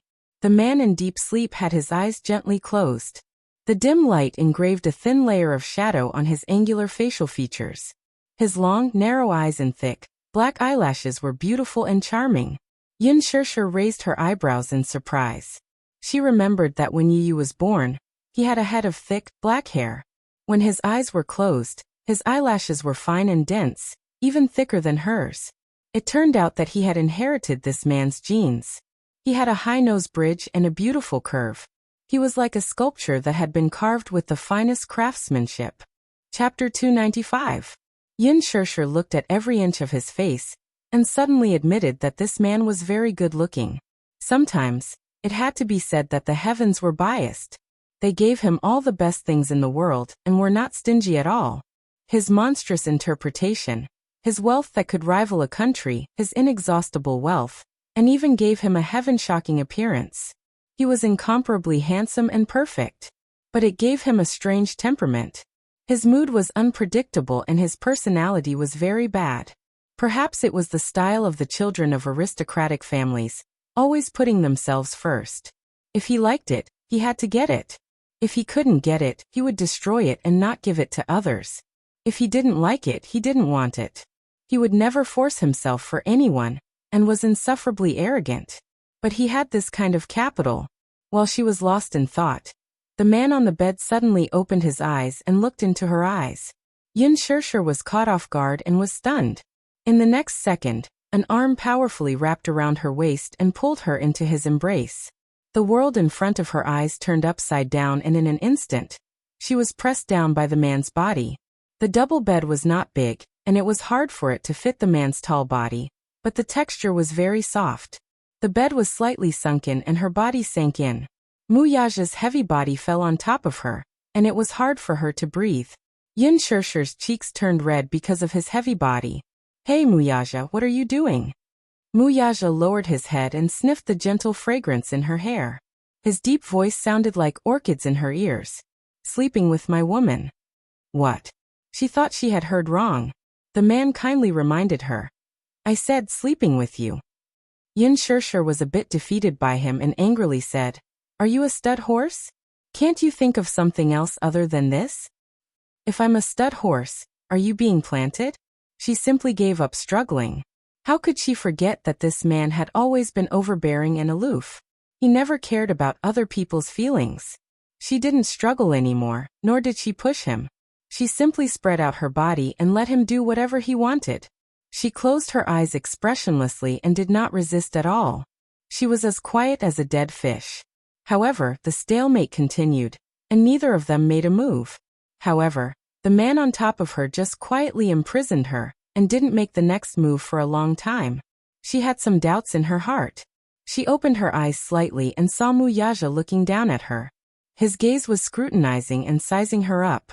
Suddenly he said coldly, "Yin Shirshir, aren't you a little too tactless?" "What do you mean?" "The line of women waiting for me to pamper them stretches from here to Milan. Yet you're avoiding me like the plague." Muyaja looked at her coldly. He had seen too many tricks of loosening the reins only to grasp them better. There were always some women who did not know the immensity of heaven and earth acting in front of him. Therefore, he could tell at a glance that this woman's resistance and disobedience towards him was not some pretentious trick. Instead, he was really trying to avoid him. Arrogance. It was as if she should treat his favor as a great gift and kowtow to thank him sincerely. Yin Shirshir sneered. "They're blind, but I'm not blind." "Are they blind?" Muyaja turned slightly and supported his body with his arm. He stared at her calmly and asked, How are they blind? Oh. Yin Shirshir was speechless. Chapter 296. There are so many women in the world. Why do you have to be entangled with me? It's none of your business. Muyaja lifted her chin and his handsome face slowly approached her. His slightly cold lips were printed on the corner of her lips, and his warm breath invaded her lips. Gradually, his breathing was no longer calm and became a little rapid. His sexy thin lips gently wandered around her neck, embellishing it with light kisses, and he craved for more. At this moment, he was like a lost and thirsty traveler in the desert, and she was like a clear and pure spiritual spring. He repeatedly tasted it, but he still couldn't quench his thirst. His thin lips kissed all the way up her beautiful neck. His arms wrapped around her slim waist and pushed her back, forcing her body to be close to his chest. Through the thin material of her clothes, he seemed to be able to feel the warmth from her skin. It was tender, warm, and beautiful. Muyaja's right hand held the back of her neck, forcing her to meet his lips. His warm breath covered her lips, and in an instant, she was completely engulfed. No longer satisfied with such a light kiss, the man arrogantly attacked again, all the way to the city. However, his attack was limited to kisses, and didn't go as deep as the previous few times. The temperature in the room suddenly rose. Ambiguity, charm, and sweetness swept through. She endured it, but she was silent. Muyaja couldn't accept her lack of reaction. The tip of his tongue pried open her lips, either passionately or seductively teasing her, trying to get her to respond. However, from the beginning to the end, Yin Shirshir only closed her eyes, allowing him to do whatever he wanted. If he wanted it, she would give it to him.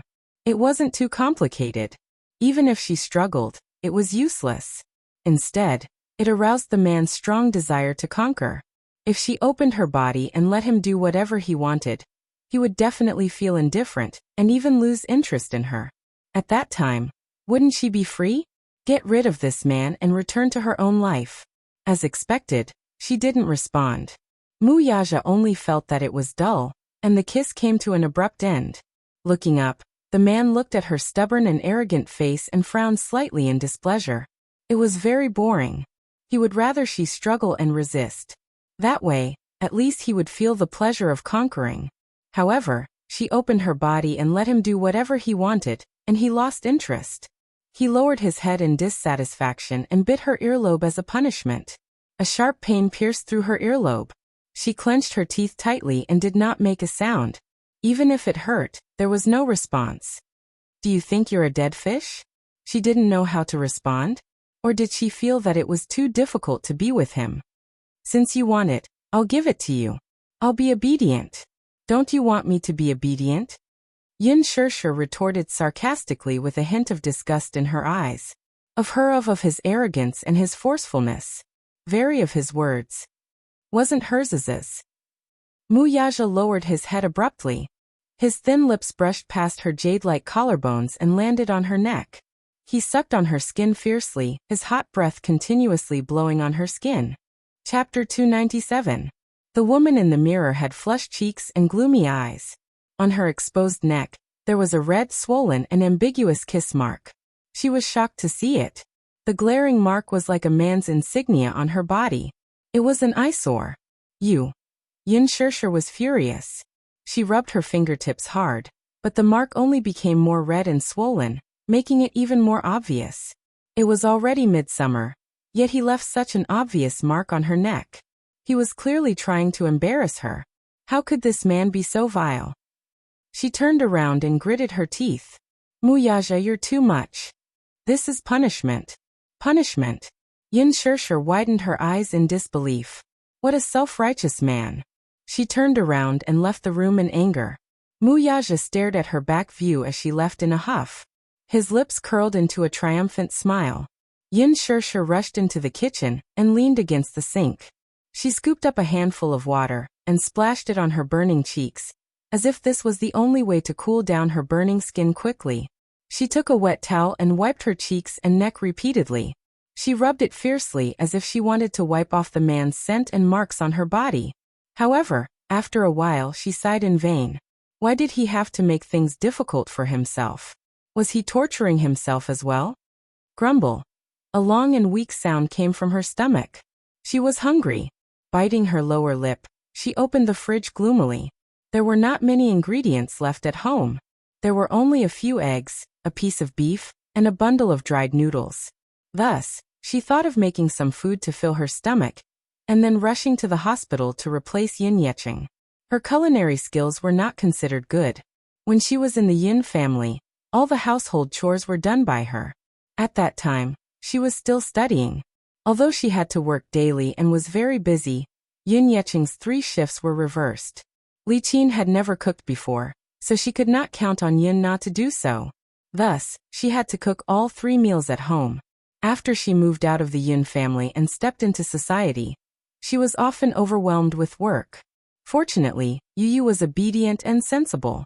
Feeling sorry for her busy work, he bought a stack of cookery books from the bookstore and developed some good culinary skills. In the end, Yu's cooking was far beyond her standards. However, her culinary skills were not bad. The beef was sliced and fried out of the wok. The noodles were placed in the wok and 2 eggs were placed on top. After a while, a large bowl of noodles was brought out of the kitchen. Mu Yaja smelled the aroma from far away in the bedroom. Smelling the aroma, he walked out of the room. Yin Shirshir went back to the kitchen to get a pair of chopsticks and a spoon. When she came out, she saw the man sitting at the dining table leisurely, holding a bowl of noodles and tasting a mouthful of broth. It was surprisingly delicious. The man raised his eyebrows and licked away the soup stain on the corner of his lips with the tip of his tongue. Clearly he was savoring the taste. Mu Yaja lowered his head and stared at the noodles in the bowl. In addition to the noodles, there were 2 poached eggs and a few slices of beef. But for some reason, the aroma was overflowing and aroused his appetite. There was no doubt that he was hungry too. He did not feel anything at first, but when the aroma wafted into the room, his taste buds had a subtle reaction. What is this? He had never seen a noodle soup with such ingredients. The chefs hired by the Mu residents were all high-class chefs from 5-star hotels. Their culinary skills were well known. Whether it was Chinese, Western, or French cuisine, they were a piece of cake. However, no matter how delicious it was, after 20 years of repeated cooking, one would get tired of it. Chapter 298. After all, young Master Mu had been living a luxurious life since he was young, so he had never seen what was called vermicelli. Could it be that someone as rich as him had never eaten vermicelli before? That was true. This was the food of the commoners. A noble like him would never have the chance to try it. Yin Shirshir was silent. She was a bit speechless. She placed the chopsticks and spoon on the table. A certain man naturally picked up the chopsticks and began to eat the vermicelli. He was actually eating with relish. Outside the window, the sunlight spilled into the windowsill. Mu Yaja's back was straight. Even when he was eating the vermicelli, he still had an elegant manner. He was very quiet and did not even make a single sound. She finally believed that he was a true noble. The good etiquette that he had received since he was young was clearly displayed at the dining table. Even if he was holding the most common bowl of vermicelli in his hands, he still maintained the noble and elegant aura of a noble. This kind of aura was not fake. If it wasn't for the elegant etiquette that he had received since he was young, this kind of aura would have seeped into his bones over the past 10 years.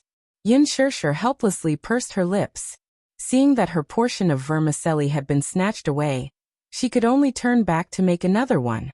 When she brought it out again, Mu Yaja had already silently finished the vermicelli in the bowl. It seemed like it was to his taste. Not even a drop of broth was left. She glanced at the bowl and saw that he had really finished it all. He had eaten it very elegantly. Not even a drop of broth was spilled on the table. The etiquette of a noble was really complicated. Isn't he tired? Yin Shirshir silently cursed in her heart. She sat at the table and was about to eat the vermicelli when she saw Mu Yaja's deep gaze land on the bowl of vermicelli in her hand. This is mine, she muttered unhappily. To be precise, the portion that he had just eaten was originally hers. Seeing the hidden desire in his eyes, she quickly used her hand to protect the bowl of vermicelli. She was afraid that he would snatch it away again, so she warned him. This bowl of vermicelli is mine. Cook me another bowl, he demanded confidently.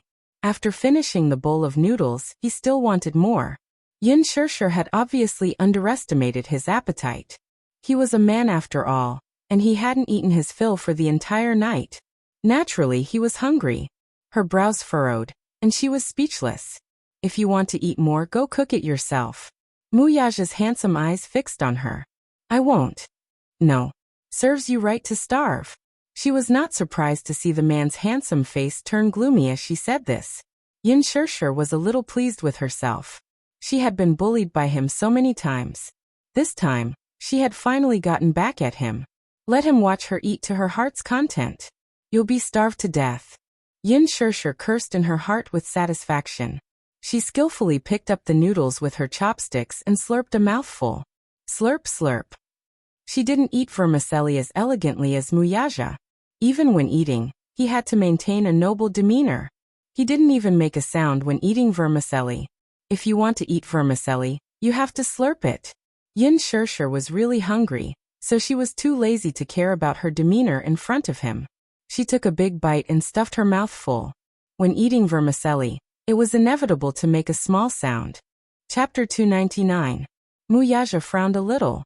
Although he felt that she didn't look ladylike, he didn't know why, but seeing her eating like this, coupled with the slurping sound of the noodles, he felt that the noodles were even more delicious.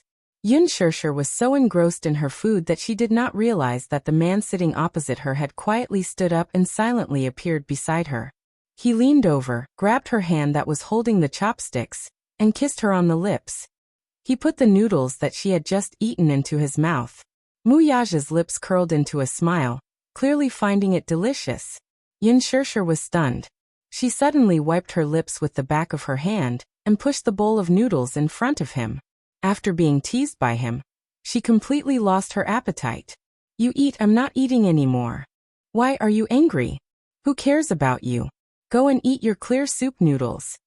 Yin Shirshir glared at him speechlessly, and went to the bathroom to take the washed clothes to cool. Muyaja saw her angry appearance and was in a good mood. He sat back at the table and enjoyed the noodles in the bowl with satisfaction.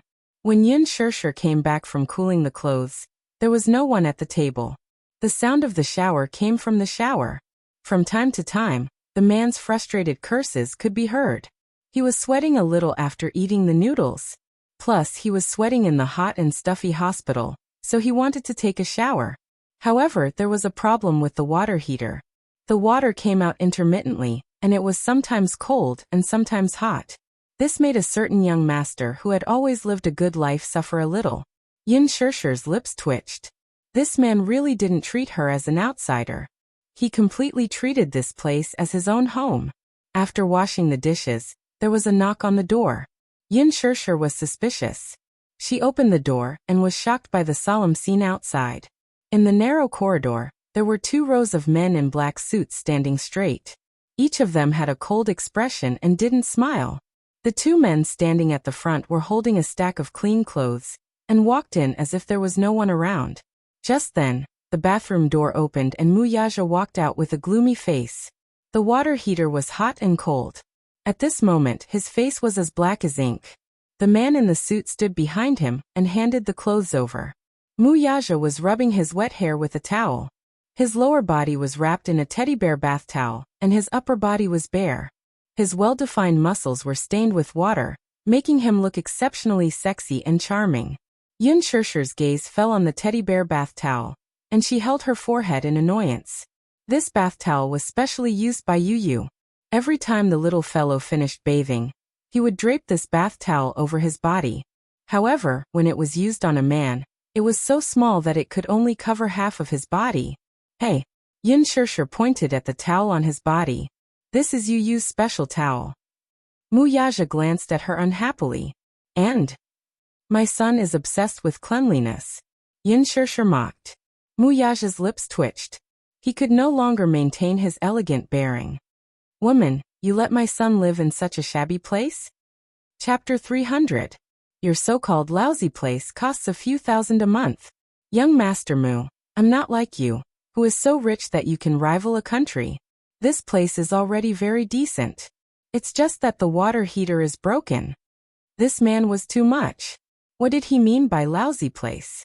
Did he think that everyone was like him, with mountains of gold and silver at home? This was the capital. It was not a small city. Even if the apartment here was not in a good location, the land price was not cheap. A month's rent was already very considerable for her. Muyaja, however, asked, "Do we need to rent such a lousy place?" "Yes." The man in the suit helped him change into clean and fresh clothes. Muyaja impatiently rubbed his wet hair and walked forward to pick her up. "Let's go." "Ah, where are we going? I can't tolerate my woman and son living in a pigsty." "Pigsty? Wait, did he say that her home was a pigsty?" She was about to throw a tantrum when Muyaja strode over and, without giving her a chance to protest, half-carried her to the door before kicking it open with a kick.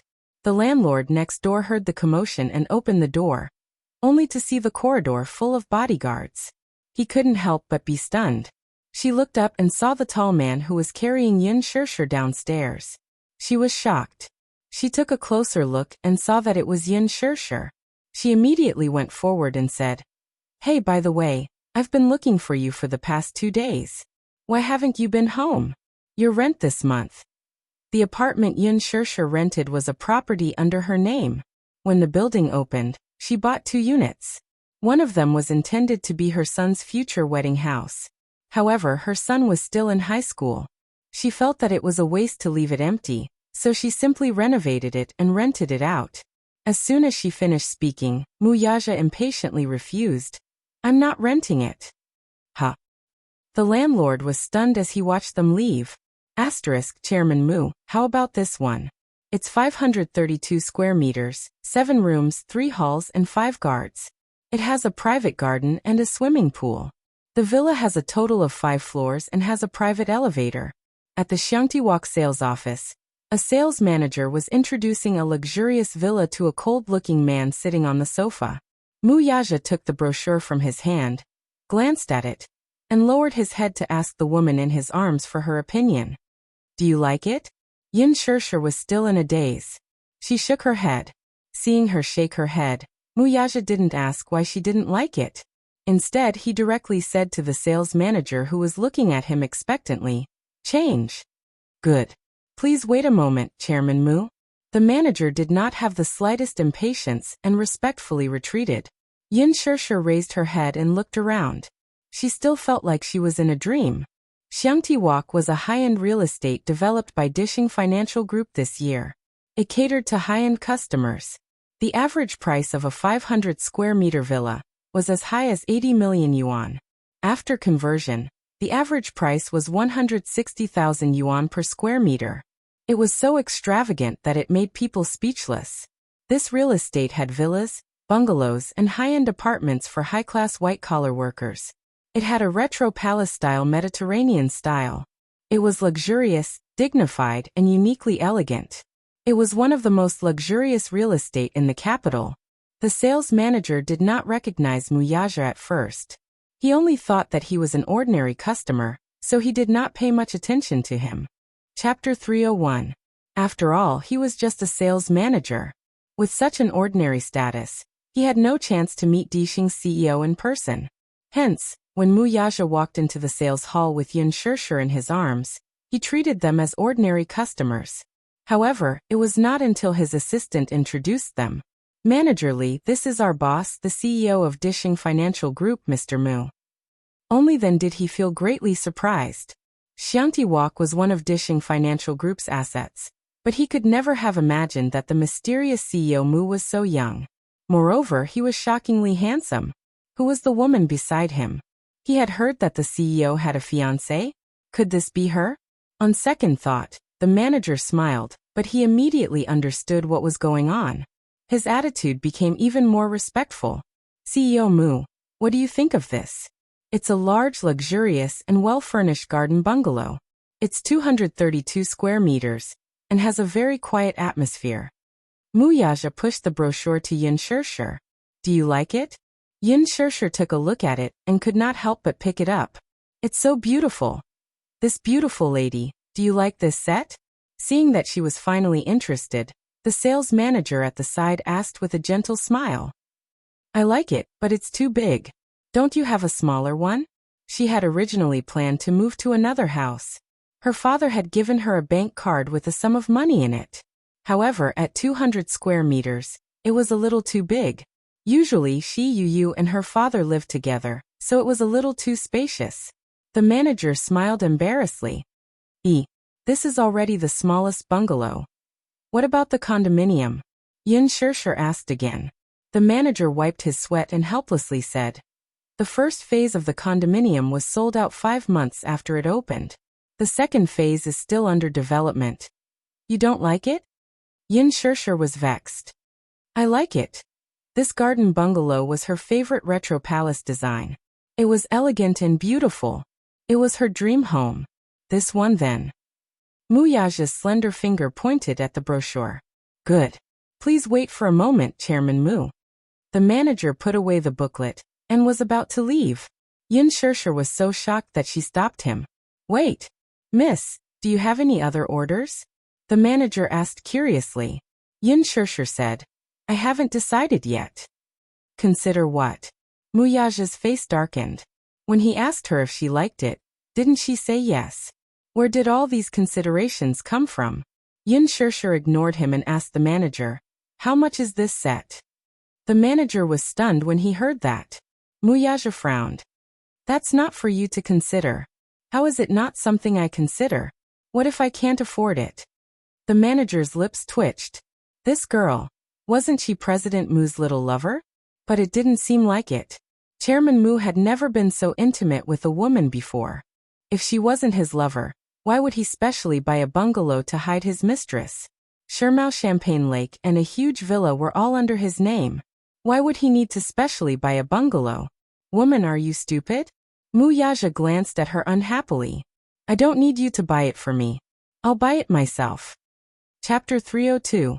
Muyaja gazed deeply at her. Seeing how stubborn she was and how she was glaring at him, it was obvious that she was very dissatisfied with his act of giving her money.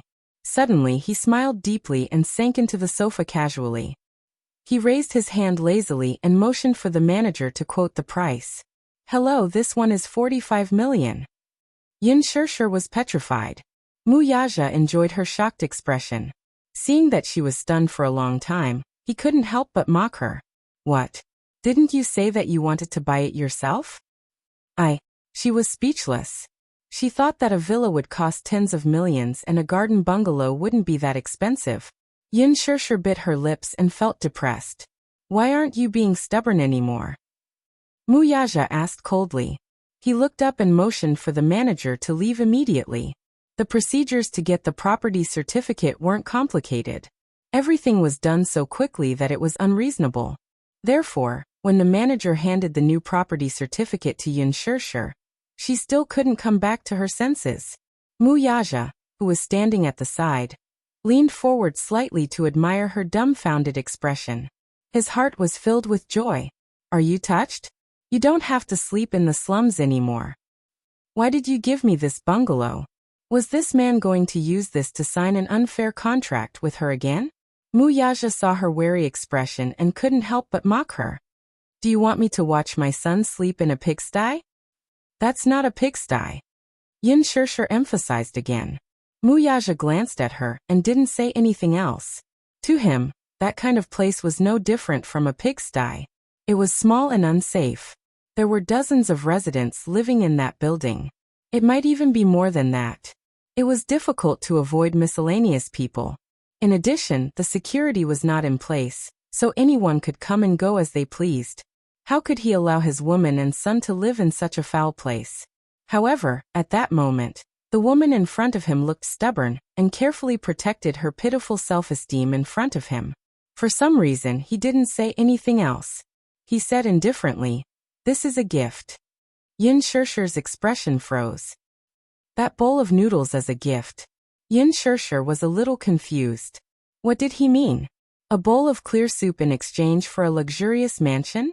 In this way, her bowl of noodles was worth tens of millions? Heavens, this was undoubtedly like winning the lottery, right? So, if I make a few more bowls of noodles for you, will you give me a few more mansions? Muyaja looked at her speechlessly. Yin Shirshir looked at him provocatively. Without a doubt, if he agreed, she would make noodles for him every day. They had to eat him dry. His phone's ringtone interrupted the strange silence in a timely manner. Wuxia originally wanted to cut off the call, but when he saw the screen, his expression turned serious. He immediately walked to the side and picked up the phone, replying in a deep voice, "Grandpa." On the phone, the old master's voice was gloomy and angry, but he tried to control himself. "You finally know how to answer the phone. If I don't call you, you won't know where you are." Seeing that he was silent, the old master became even more furious. "Do you still know how to go home? Wanru called you so many times, why didn't you answer? Do you still see her as your wife and me as your grandfather?" Chapter 303. "Grandpa, I'm not married to her yet," Wuxia said solemnly. "What do you mean by that? So what if you're not married? She's your fiancée and your future wife. Are you trying to drive me to my grave?" Grandpa Mu was infuriated. He coughed violently and cursed. "You're trying to make me angry." "Grandpa." On the other end, Mu Xing bellowed in exasperation. "Cut the crap. I'll give you 20 minutes. Come back immediately." The call was hung up. Wuxia's expression turned cold and gloomy in an instant. When Yin Tianyu woke up, the sun was already high in the sky. When he opened his eyes, he realized that he had been transferred to a different ward. It was even a special ward. Luxurious decorations, elegant style, and excellent equipment. A ward was actually created with a magnificent atmosphere. It had a living room, a study room, and a bathroom. His eyes swept across the room, and saw Yin Yeqing lying on the bed with his clothes on. He was snoring lightly and heavily with a tired face. He had not slept for 2 days and 2 nights. He was already exhausted. "Why is it him?" Yin Tianyu frowned slightly, but he did not care too much about it and did not wake him up. He did not have much hatred for Yin Yeqing. He just felt that this man was too incompetent for causing his mother to suffer so much. In his heart, a man who caused his mother to suffer was useless. Did he need to say all sorts of excuses for not being able to protect someone? They were all excuses. If his mother chose to forgive him, he would also choose to let it go. Grumble. Yu rubbed his belly. He was a little hungry, so he got out of bed and shuffled to the living room in his slippers. Li Hanlin was sitting on the sofa. When he saw him coming out, he immediately stood up and greeted respectfully. "Director Yin. Why are you here?" Grumble. Before he could finish his sentence, his stomach growled again. Li Hanlin looked at him with a smile in his eyes. "Hungry? Yin Tianyu looked away in embarrassment, feeling that his smile was a little dazzling. "Did you bring food?" "Yes. I knew that you would be hungry when you woke up, so I brought your favorite Fuji bento," Li Hanlin said as he took out a bento and placed it on the table. "Who asked me to be the special assistant of the 24 filial piety? Where's my mommy? When I came earlier, she was already gone." Nodding his head, he sat on the sofa and gracefully finished his lunch. Li Hanlin hurriedly took out a stack of board documents and passed them to him. Yu took the documents and flipped through them one by one. These documents were all proposals from the board meeting and would be submitted to him for final approval. Those who agreed would sign their names, and the rest would be dismissed. As he flipped through the documents, he coldly remarked, "These old good-for-nothings are getting more and more useless as they get older." The more he read, the more his brows furrowed. Abruptly, he threw the document in his hand into the air. The official documents were scattered all over the ground, like snowflakes drifting down. He stood up expressionlessly, walked to the floor-to-ceiling window, and coldly said, "Since they're so useless, why don't they just lie in their coffins? I'll kindly burn a pile of paper money for them." Li Hanlin was silent. How black-bellied. Li Hanlin silently criticized him in his heart. This was his usual style though. Chapter 304. Yin Tianyu snorted. "Humph. You're trying so hard to replace me. You should know your place first." Li Hanlin was shocked and hurriedly said, "No one in the company can replace Director Yun's position." "That's for sure." Yin Tianyu turned to look at him intently. "Without me, the company is nothing but a wasteland." Li Hanlin was shocked. Although his words were calm, they hit a sharp edge and were extraordinarily bold. If someone else were to say this, they would be considered arrogant. But when it came from his mouth, it was incomparably convincing. Then the official documents. Reject them all. Understood. Li Hanlin arranged the documents and suddenly stood up. Director Yin, are you willing to meet the person outside? Who? Li Qin. He opened the door and saw Li Qin standing uneasily outside. He did not know how long she had been waiting. Her face lit up with joy when she saw the door open, but her heart plummeted at the sight of Yin Tianyu walking out with a cold face. Why are you here? Yin Tianyu glanced at her coldly, mocking her for her ridiculousness. This is my ward. Why can't it be me? Li Qin was speechless for a moment, but when she realized that this was not the time to bicker with him, she hurriedly asked, Where's your mommy? I want to see her. Yin Tianyu sneered, not taking her seriously at all. Who are you? Is my mommy someone you can meet whenever you want? Li Qin's face turned red at his words and she bellowed in exasperation. You child, why are you so stubborn? How can you talk to your elders like that? AB*TCH like you is only fit to talk to me like that. You, she raised her hand in anger and swung it toward his little face. It was just like how she had insulted him in the Yin family. Yin Tianyu only raised his head to look at her coldly. Her palm swung toward him with a swift and fierce gust of wind. Her eyes did not even blink as they emitted a trace of coldness. Li Hanlin's face darkened. He quickly blocked her palm, grabbed her wrist, and pushed her to the ground. She landed on her, but as if she was going to fall apart. Li Hanlin's strength was not small. In front of him, she did not have the strength to fight back at all. She was in so much pain that she cried out. Yin Tianyu casually walked up to her and looked down at her from above. His lips curled into a mocking and cold smile. Li Qin, why are you looking for my mommy? Li Qin grimaced in pain. Hearing his question, she sneered disdainfully. If there's anything, I have to discuss it with your mommy. I won't tell you. What would a child like you know? Yin Tianyu, you're getting more and more impudent. I'm your elder. I don't want to listen to nonsense. Yin Tianyu impatiently interrupted her. Since you want my mommy to help you, why don't you give me a reason for her to help you? Li Qin's expression changed, and a trace of bitterness appeared on her face. At least it's on account of the 20 years of mother-daughter relationship between me and her. Chapter 305. Friendship? What a mother-daughter relationship. Was it the friendship of 20 years of oppression and humiliation? Was it the friendship of being ostracized by him? He still could not forget the dark and heavy memories of his childhood, if that was the so-called affection. Yin Tianyu let out a lazy laugh. All right, on account of our friendship. You. Which ward? She did not know if it was Yu's extraordinary aura or something else, but she actually answered hesitantly, 502. Let's go. Yin Tianyu turned and ordered. Li Hanlin immediately followed his footsteps. He couldn't wait to see how miserable Li Qin and Yin Na were right now. Li Hanlin looked back at Li Qin with pity and mourned for her in his heart for a few seconds. Of all people to offend, she had to offend a little devil like Yin Tianyu. She would not even know how she died. It was no wonder that Li Qin had shamelessly come here. Now, she was forced into a corner and had no other way out. Yin Tianyu walked to the door of the ward and saw a group of onlookers crowding around it. He was not in a hurry to enter. Instead, he stood at the door and looked into the ward through the window. At one glance, he saw Yin Na hiding in a corner, covering her face and howling in pain. Her voice was hoarse and broken. The wound on her face was originally infected and suppurated. Now that someone had pulled it, the bandages on her face were scattered messily. Her face was stained with blood, and even her hospital gown was dirty.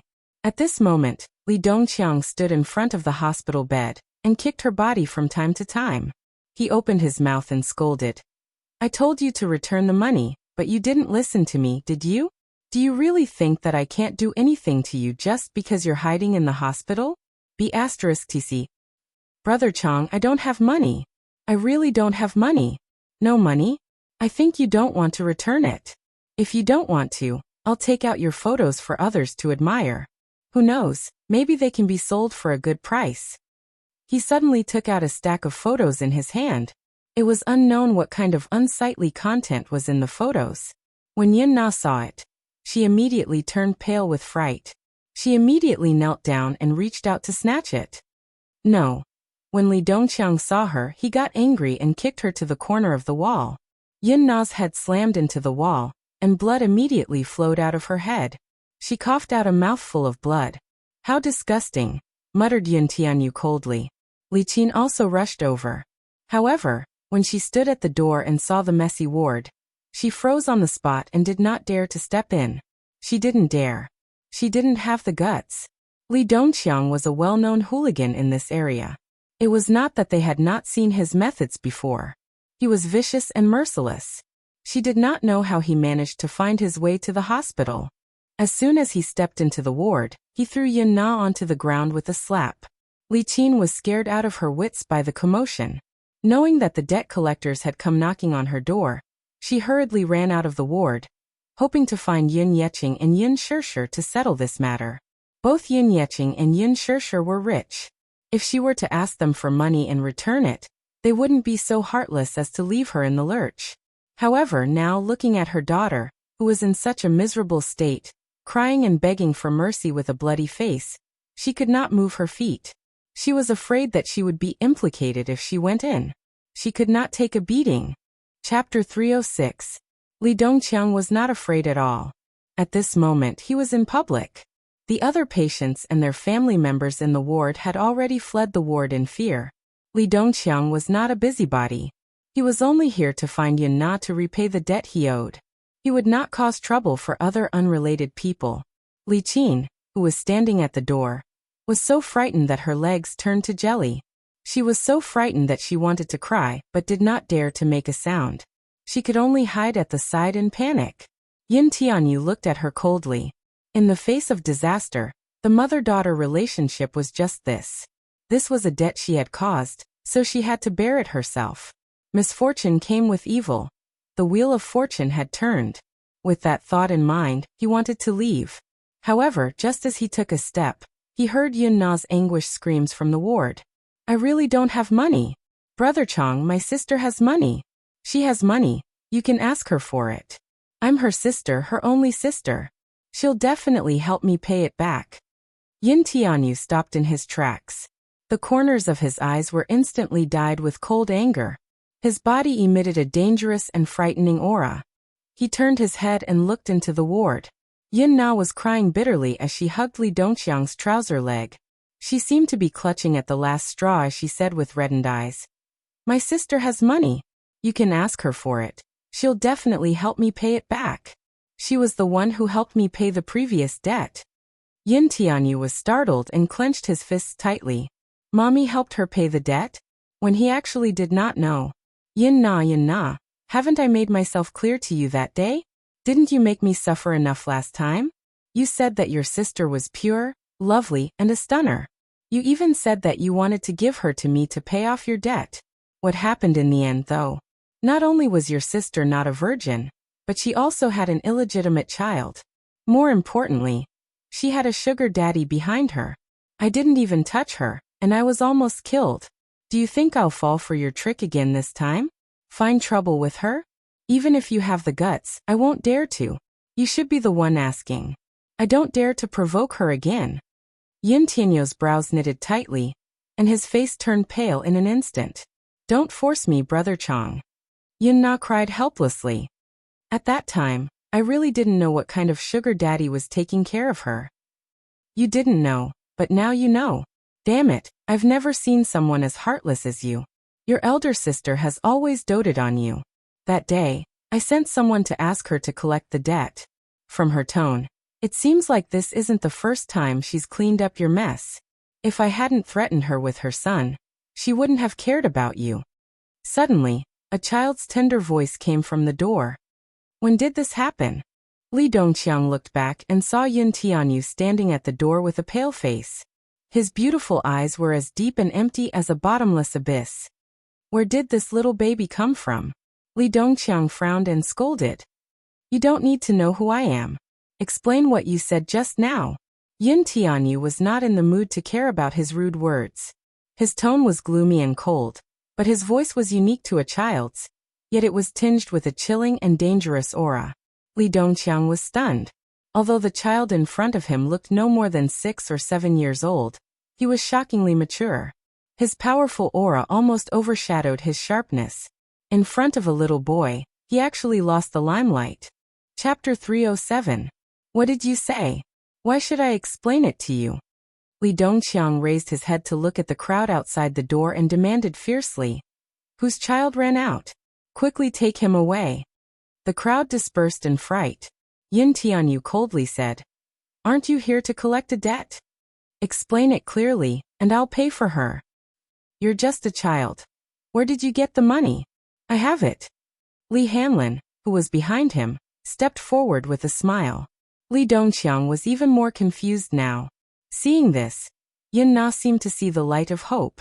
She immediately pointed at Yin Tianyu and said, He is my sister's son. Oh, is that Yin Shishir your mommy? You don't have to care so much. I'm just asking you how much does she owe you? Yin Tianyu asked coldly.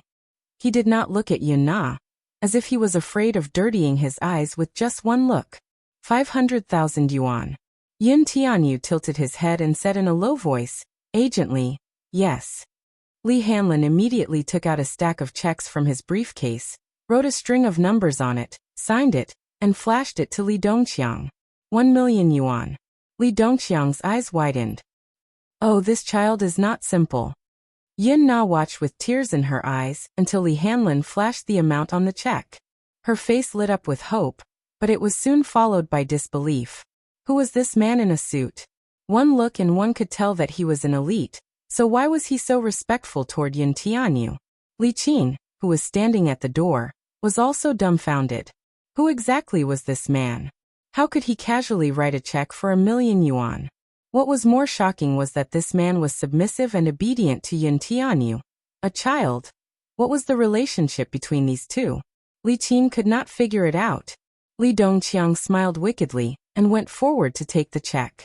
Li Hanlin's hand, which was holding the check, moved slightly, and he caught nothing but air. Are you playing with me? Li Dongqiang was slightly annoyed.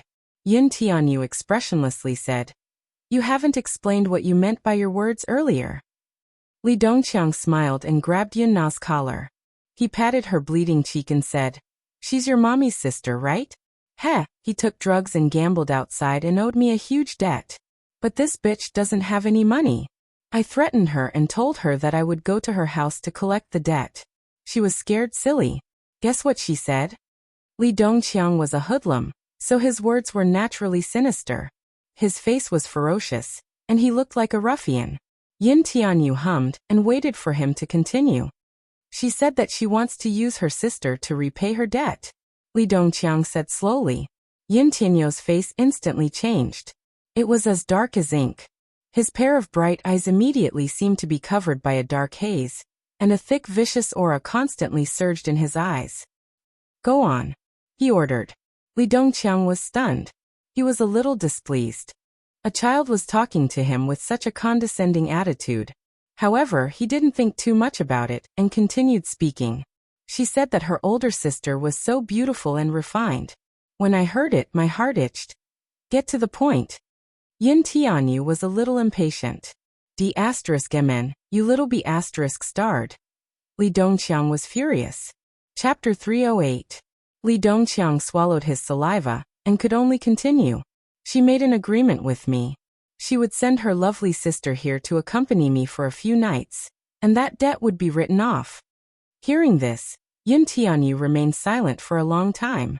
He only stared at Yin Na with a gloomy expression. His expression was so cold that it was frightening. She didn't succeed in the end though. In the end, she was kidnapped by the Mu family. The Mu family? Li Hanlin was startled. Muyaja? He. Yin Tianyu suddenly let out a few desolate chuckles. His slightly narrowed eyes suddenly opened and stared fixedly at Yin Na. His gaze was so deep that it seemed to pierce a hole in her body. So that's how it is? Yin Tianyu held his forehead with his hand. His desolate laughter echoed in the room, making one's hair stand on end. Yin Na had never seen this side of Yin Tianyu before. In front of Yin Shishir, he had always been obedient and adorable. Now, however, he tore apart all his pretense and revealed himself to be cold and deep. It was as if even his surroundings were filled with a frightening aura of hostility, especially his deep eyes, which flashed with a hint of madness and ruthlessness. You. What are you laughing at? He. Yin Tianyu shrugged his shoulders and laughed even more wantonly. He closed his eyes and those dark memories squeezed into his thoughts. In the scene, Yun Na pressed him onto the bed and ruthlessly slapped his body one after another. She pulled his ears and said in a sinister voice over and over again, "Little B****, go ahead and cry. Go ahead and make a fuss. Your mommy isn't at home right now. Let's see who's going to help you. Who will protect you?" Those dusty memories, under the stimulation, broke out of their cage and flashed before his eyes like a merry-go-round. He. His slightly trembling laughter contained the pain of his memories being torn apart. Li Dongqiang shook his head and sighed. "I didn't expect you to be willing to pay for her debt. Repaying evil with good, isn't it? She harmed your mommy. Don't you hate her?" "Hate." Yin Tianyu opened his eyes abruptly. There was a flash of murderous intent in his eyes. How could he not hate her? Overflowing hatred. "Sigh, I originally wanted to throw her into the pond to feed the fish. Initially, when he heard that she was going to enter the entertainment industry as a celebrity, he even took a bunch of pornographic photos of her to blackmail her. Now that she was disfigured, her acting career had come to an end. Since you're paying for her debt, I'll give you these photos."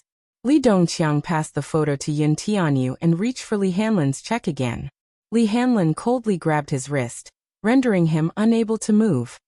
"Why are you going back on your word? Did I say that I'll repay her debt?" Yin Tianyu's voice was cold and mocking. Yin Na's heart leaped to her throat again. She thought that she was saved, so why was Yin Tianyu going back on his word? Could it be that the check was fake? Did he not mean what he said just now? His heart was like a roller coaster, hanging high for a moment, then falling to the bottom of the valley.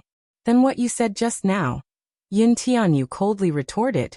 "She owes you so much money, yet you're throwing her into the pond. How pitiful is that? Poor mommy. All the grievances she had suffered all these years were written off so easily?" Chapter 309. Throwing her into the pond like this is too merciful. He suddenly threw the photo in his hand into the air and sneered. "Chop her up and feed her to the sharks. Her death is not worth pitying." His voice was clearly so innocent, but it was now very deep and penetrating. It was as cold and eerie as the tide. Every word seemed to be squeezed out from between his teeth, and it was inexplicably hair-raising. Yin Na was so shocked that she hid behind Li Dongqiang in fright.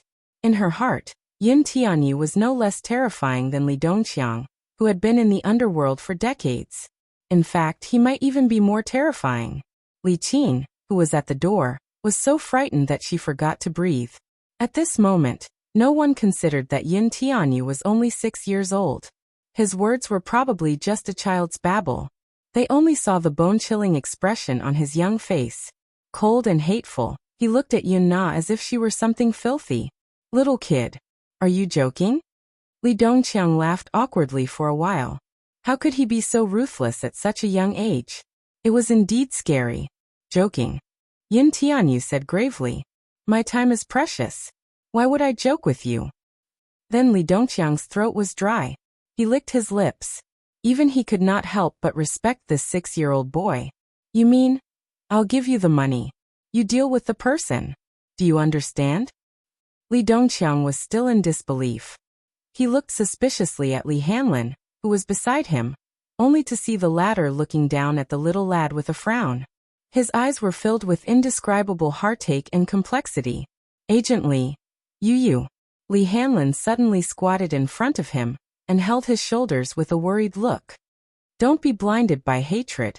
Yin Tianyu did not seem to hear his advice and coldly said, "Give him the money." He did not want to deal with this kind of person personally. He was afraid that it would dirty his hands.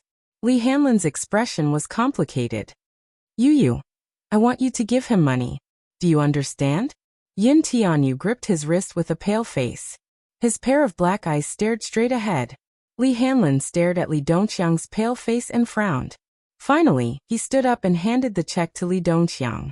Yin Na and Li Qin froze on the spot as if they were struck by lightning. Li Dongqiang seemed to be familiar with this kind of thing. He verified the authenticity of the check and confirmed that it was genuine. Once again he felt incredulous. This child was not simple at all. At such a young age, he already had a boldness that ordinary adult men couldn't match. And even wealth? Even though he still couldn't figure out his identity, knowing too much might not be a good thing for him. Alright, I'll take that person away. When the time comes, I'll take some photos for you to enjoy. Just as Li Dongqiang finished speaking, Yun Na, who was at the side, wailed and crawled to Yun Tianyo's side. Hugging his frail body, she begged for mercy. Yu, it's Auntie's fault. It's Auntie's fault. Auntie was blind in the past. It's Auntie's fault. Auntie swears that I won't bully you or your mommy anymore. Yun Tianyu looked straight ahead as if he did not hear her. He did not even look at her. Chapter 310. How ironic. In the past, whenever Yun Na saw him, she would look at him with cold disdain and call him a little b*****starred. Now she was kneeling beside him, kowtowing and begging for mercy. Li Hanlin, who was behind him, bent over and flung her hand away from his shoulder. Li Qin, too, crawled to Yun Tianyo's feet on all fours. Tears streamed down her face as she kowtowed and admitted her mistake. You don't really want to kill us, do you? At least, for the sake of your grandfather, please let us live. You're hiring a hitman. It's illegal and unacceptable. Oh, hiring a hitman. Yun Tianyu muttered to himself nonchalantly and smiled slyly. Did anyone hear that? There was dead silence in the room. Who would believe a 6-year-old child's words? A 6-year-old child hiring a hitman to kill someone was simply a fantasy. In the suffocating silence, Yun Na kowtowed heavily on the floor and said hoarsely, I'm sorry. I'm sorry. I'm sorry. I'm wrong. I know I'm wrong. She wailed heartbreakingly as she reached out to hug Yun Tianyu. Yun Tianyu did not even look at her and coldly waved her hand away. Don't touch me, it's dirty. Woo. Yu. Yun Na's teary eyes were filled with despair and sorrow. Unforgivable. Unforgivable. Yun Tianyo's shoulders trembled slightly. He turned around and coldly said, Li Qin, 6 years ago, you caused my mommy to become a single mother at the age of 18. She sacrificed herself for the Yun family, but how did you treat her? Abruptly, he enunciated each word clearly. Li Qin, I've long wanted to get rid of you.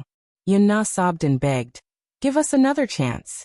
Yun Tianyu said, it's not that I didn't give you a chance. You didn't cherish it. Li Qin was stunned. I became so strong in order to protect my mommy. You hurt my mommy again and again, yet you want me to forgive you. Impossible. With that he turned and walked out of the ward. Li Dongqiang's men soon arrived. Li Qin cried behind him. You can't be that cruel, right? Yun Tianyu ignored her and quickly left the ward. Behind him were Li Qin and Yun Na's despairing faces. Back in the ward, he closed the door behind him. Yun Tianyu stood at the doorway, looking cold and ruthless. When Li Hanlin saw this, his heart ached and he hugged him tightly. Her weak body seemed to be unable to withstand a single blow. Although he wasn't his child, after a year of master-servant relationship, he had already treated him as half a family member. After witnessing his ruthless means in the business world, he was in awe of this child from the bottom of his heart. However, in front of Yun Shirshir he looked innocent and cute. When he looked at Yun Shirshir, his eyes were pure and untainted. This purity was without any pretense, as if this was how he should be. However, hatred had dyed this purity black. He originally thought that it was because of his superb acting skills that he was able to switch between the front and the back. But now, it seemed that he no longer thought so. What kind of childhood did this child have that he could do such a cruel thing? Cruel. To a child, it was especially cruel. He did not know how dark his childhood was to be able to gnash his teeth in hatred to kill someone. Chapter 311. At the Mu residence. Mu Yaja parked his car in the garage and walked into the living room. Both Mu Sheng and Mu Wanru were there. Grandpa Mu sat in the armchair with a solemn expression. Mu Wanru, who was kneeling beside him, was carefully massaging his legs and massaging them from time to time. Grandpa Mu's face turned ashen when he saw Mu Yaja. He snorted coldly. You finally know how to come home. Grandpa.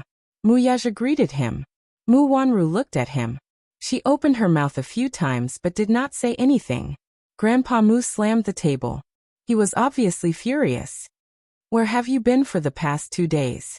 You still know about this house. I was busy. Busy? What were you busy with? You were busy with a woman's bed. Grandpa Mu was furious. Mu Wanru immediately patted his chest that was heaving up and down due to his anger. She said gently, Grandpa, don't be angry. Don't hurt your body. He must be busy with the company's affairs. That's why. He's busy. Wanru, you're always thinking of him. But has he ever thought of you? Mu Wanru's face stiffened. Her eyes were filled with grievance. The atmosphere in the living room was extremely tense. It was as if a storm was brewing. Mu Yaja sat on the sofa and brewed a cup of tea. He looked calm as if he did not care about Grandpa Mu's anger. Grandpa Mu was furious when he saw Mu Siju's nonchalant attitude. Who did you give the bungalow at Shanti Walk to? Grandpa Mu narrowed his eyes. His face was gloomy. Mu Yaja furrowed his brows. It was obvious that his every move in the past few days was being monitored. Grandpa Mu soon heard about what he had done 15 minutes ago. This realization made him somewhat displeased. Hence, he remained silent in the face of Grandpa Mu's interrogation. Not talking? Seeing that Mu Yaja was silent, he sat up straight and threw a file in front of Mu Yaja. He asked coldly, At least explain this matter clearly. Mu Yaja expressionlessly took out a stack of documents and a few photos from the folder, and glanced at them coldly. Sure enough, Grandpa Mu had sent someone to investigate Yun Tianyu. Mu Wanru also walked over curiously and picked up the photos. Her expression froze and her heart sank. She did not know that he was investigating Yun Tianyu. He had no idea. Mu Wanru secretly gritted her teeth. The situation did not develop as she had expected. If Mu Sheng were to investigate Yun Tianyu, he would definitely find out about Yun Shishir. At that time, if they found out about the incident from more than 10 years ago, Mu Wanru's heart was suddenly in her throat and her breathing stopped. Mu Sheng was in a fit of anger, so he did not notice her abnormality. He only asked coldly, Have you investigated this child's matter clearly? Mu Yaja's deep gaze fell on Mu Wanru, who was unsettled, and he slowly answered, No. I think this child is about 6 or 7 years old. When did this happen? He angrily said, I don't care how this child came about.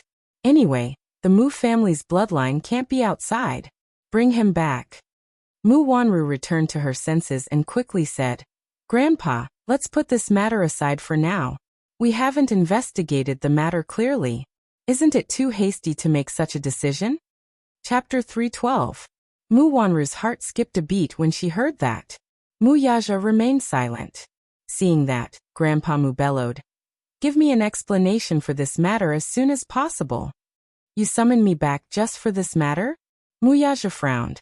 It was not that he had never thought of letting you return to the Mu family. However, now was not the time. He already had solid evidence in his hands, but he was still a little short of it. Of course not. Grandpa Mu calmed his anger and said in a low voice, Arrange your marriage with Wanru as soon as possible. Mu Wanru's face lit up with joy when she heard that. She pretended to be shy and asked, Grandpa, why so sudden? Marriage. Mu Yaja's eyes twitched dangerously. Why? If you don't arrange it as soon as possible, how long do you want to delay it? She's your fiancé and your childhood sweetheart.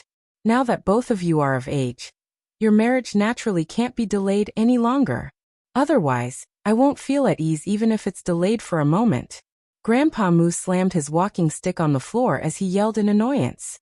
Mu Wanru's heart skipped a beat when she saw Mu Yaja's cold face. She hugged Grandpa Mu's shoulders aggrievedly and said, Grandpa, we're not ready yet. What do you need to prepare for a marriage? Both of you are already engaged. It's inevitable that the public will be suspicious of you if you delay the wedding. Besides, Wanru, it's not that I want to nag at you. Even if Yaja doesn't care, you should do more. Are you willing to watch your man be seduced by another woman? Grandpa Mu sized up Mu Yaja as he said that. His voice instantly turned gloomy. Wanru has been with you for so many years. I won't allow you to let her down. Arrange the marriage as soon as possible, understand? Mu Yaja remained silent for a while. Suddenly, His lips curled into a deep smile. I understand, Grandpa. That's good. His answer was like a tranquilizer. Grandpa Mu was finally relieved. Mu Wanru, who was standing at the side, was also overjoyed. She thought that Mu Yaja would try his best to reject the marriage, but he actually agreed to it. Wanru, both of you must be well. Grandpa Mu was overjoyed as he patted the back of her hand gently with a kind look on his face. She reservedly replied, Thank you, Grandpa. Grandpa, I'm tired. I'm going back to my room first. Mu Yaja expressionlessly said that, and went upstairs. Grandpa Mu immediately signaled to Mu Wanru with his eyes, and the latter immediately understood. Lifting her skirt, she followed Mu Yaja into the bedroom. Once they were he Unrao and Wanru. And Wanru saw this. Muzwen she. Then, she immediately went forward to help him change his clothes. The man glanced at her from the corner of his eye. His expression was distant as he dodged her actions. Mu Wanru froze on the spot as if she had been petrified. His indifference caused her to be at a loss of what to do. She felt uneasy. After pondering for a while, she finally mustered her courage to speak. You seem to be so cold to me recently. Why? Am I? Mu Yaja did not look at her. His eyes were fixed on the floor-to-ceiling window. He casually pulled his collar and took off his shirt. His tone was cold. Mu Wanru's heart tightened. She felt wronged. Of course, you're always cold to me. Why? Haven't I always been like this? His leisurely attitude made her feel even more embarrassed. However, she had no other choice. She could not choose to retreat. There was no way out for her. Chapter 313. Grandpa Mu was whispering in her ear. If the man was not proactive enough, as a woman, she should let go of her modesty. She was proud of her modesty. She used to be so reserved too. However, Mu Yaja was like a proud and free wind, unpredictable. She did not even know how to talk to him to attract his attention. He had been extremely cold to her since they were young. On one hand, it should be his resistance to this marriage. On the other hand, maybe he was not interested in her at all? Mu Wanru clenched her fists and slowly took a step forward. Why don't you touch me? Mu Yaja opened his eyes slightly. His gaze was cold, but he did not say a word. She watched as the man casually pulled off his tie and took off his shirt. His elegant and calm expression made it seem as if she didn't exist. Mu Wanru's face was full of embarrassment. Seeing that he was about to enter the bathroom, she immediately took a step forward nervously and forced a smile. Is it because I'm not attractive to you? Or is it because I'm not proactive enough? She paused and hurriedly said, I can take the initiative as long as you like it. Mu Yaja turned his face away impatiently. Bang. What responded to her was the sound of the bathroom door closing. Click. The door was locked. Mu Wanru's legs went soft and she collapsed on the ground as if she had collapsed. She rubbed her hair in annoyance and felt wronged. She wanted to cry, but no tears came out. This man had always been so cold. It was the same for everyone. When they were young, Mu Yaja was not close to her. At first, to her who had just stepped into the Mu family, this young man exuded a heart-palpitating coldness, and always avoided anyone who wanted to get close to him. She had no choice but to accept this. For so long, Mu Yaja had never had a woman by his side, which made her feel more at ease. But why did he have to treat that Yin Shirshir? What was so good about that Yin Shirshir? Why did this man who had always been cold take her to heart? Thinking of this, Mu Wanru's heart was filled with resentment. No, he had to act quickly. That Alan was incompetent. She had to find another way to get rid of Yin Shirshir as soon as possible. Voila. The bathroom door opened. Mu Yaja walked out of the bathroom in a brocade bathrobe. His tall figure and slightly open collar revealed his sexy and well-defined muscles. She looked even more graceful and luxurious. His slightly damp hair was slightly messy, but it didn't diminish his handsomeness at all. Instead, it made him even more handsome and charming. Seeing that she was still there, Mu Yaja's eyes flashed with disgust. Why haven't you left? Mu Wanru said cautiously, Grandpa asked me to sleep in your room tonight. Sleep with me? The man asked coldly. He lit a cigarette and took a deep puff. He rarely smoked, unless it was an important social event or when he was extremely frustrated. Then he would light up a cigarette. It could be seen that he was not in a good mood tonight. Mu Wanru stubbornly did not move an inch. "Ja, I know you might not be ready, and I don't want to be so fast. But Grandpa's health is not good, so I can only follow his wishes. He instructed me to do this. I don't want to anger him. I'm afraid he'll hurt his body." Mu Yaja narrowed his handsome eyes and looked at her. She actually came up with such a dignified reason. Ridiculous. "Shiyu, you want me, okay?" Chapter 314. Mu Wanru's face was full of shyness. She gently unbuttoned her dress and slowly approached him. As she walked step by step, her long dress fell off her body and fell to the ground. Her fair and smooth body was completely exposed to the cold air. Mu Yaja's pupils constricted. A hint of suppressed anger flashed in the depths of his handsome eyes. "Ja, tonight I'll give myself to you. You want me, okay?" The woman walked in front of him. A pair of arms slowly wrapped around the man's sturdy waist. Her delicate lips softly pressed against his chest. She was trying to melt his cold heart with her tenderness. When she was looking forward to the man's next move, the man's cold voice came from the top of her head. "Put it on." "What?" She was shocked. She raised her head in surprise but looked into a pair of deep eyes. "Put it on and get lost." His voice was as cold as ice colliding. Before Mu Wanru could react, Mu Yaja fiercely pinched her chin and said with a face full of disgust, "Even if you want to, you have to see if I'm interested in you. I advise you, don't try your best to show off your charm. Don't you think you're very cheap?" "Cheap?" he asked back. "What? Isn't it? Don't you think you're disgusting?" Mu Yaja pushed her away heavily. "If you want to seduce me, please show me some real ability. Otherwise, it will only make me more disgusted." Mu Wanru was pushed to the ground. She was in so much pain that she frowned.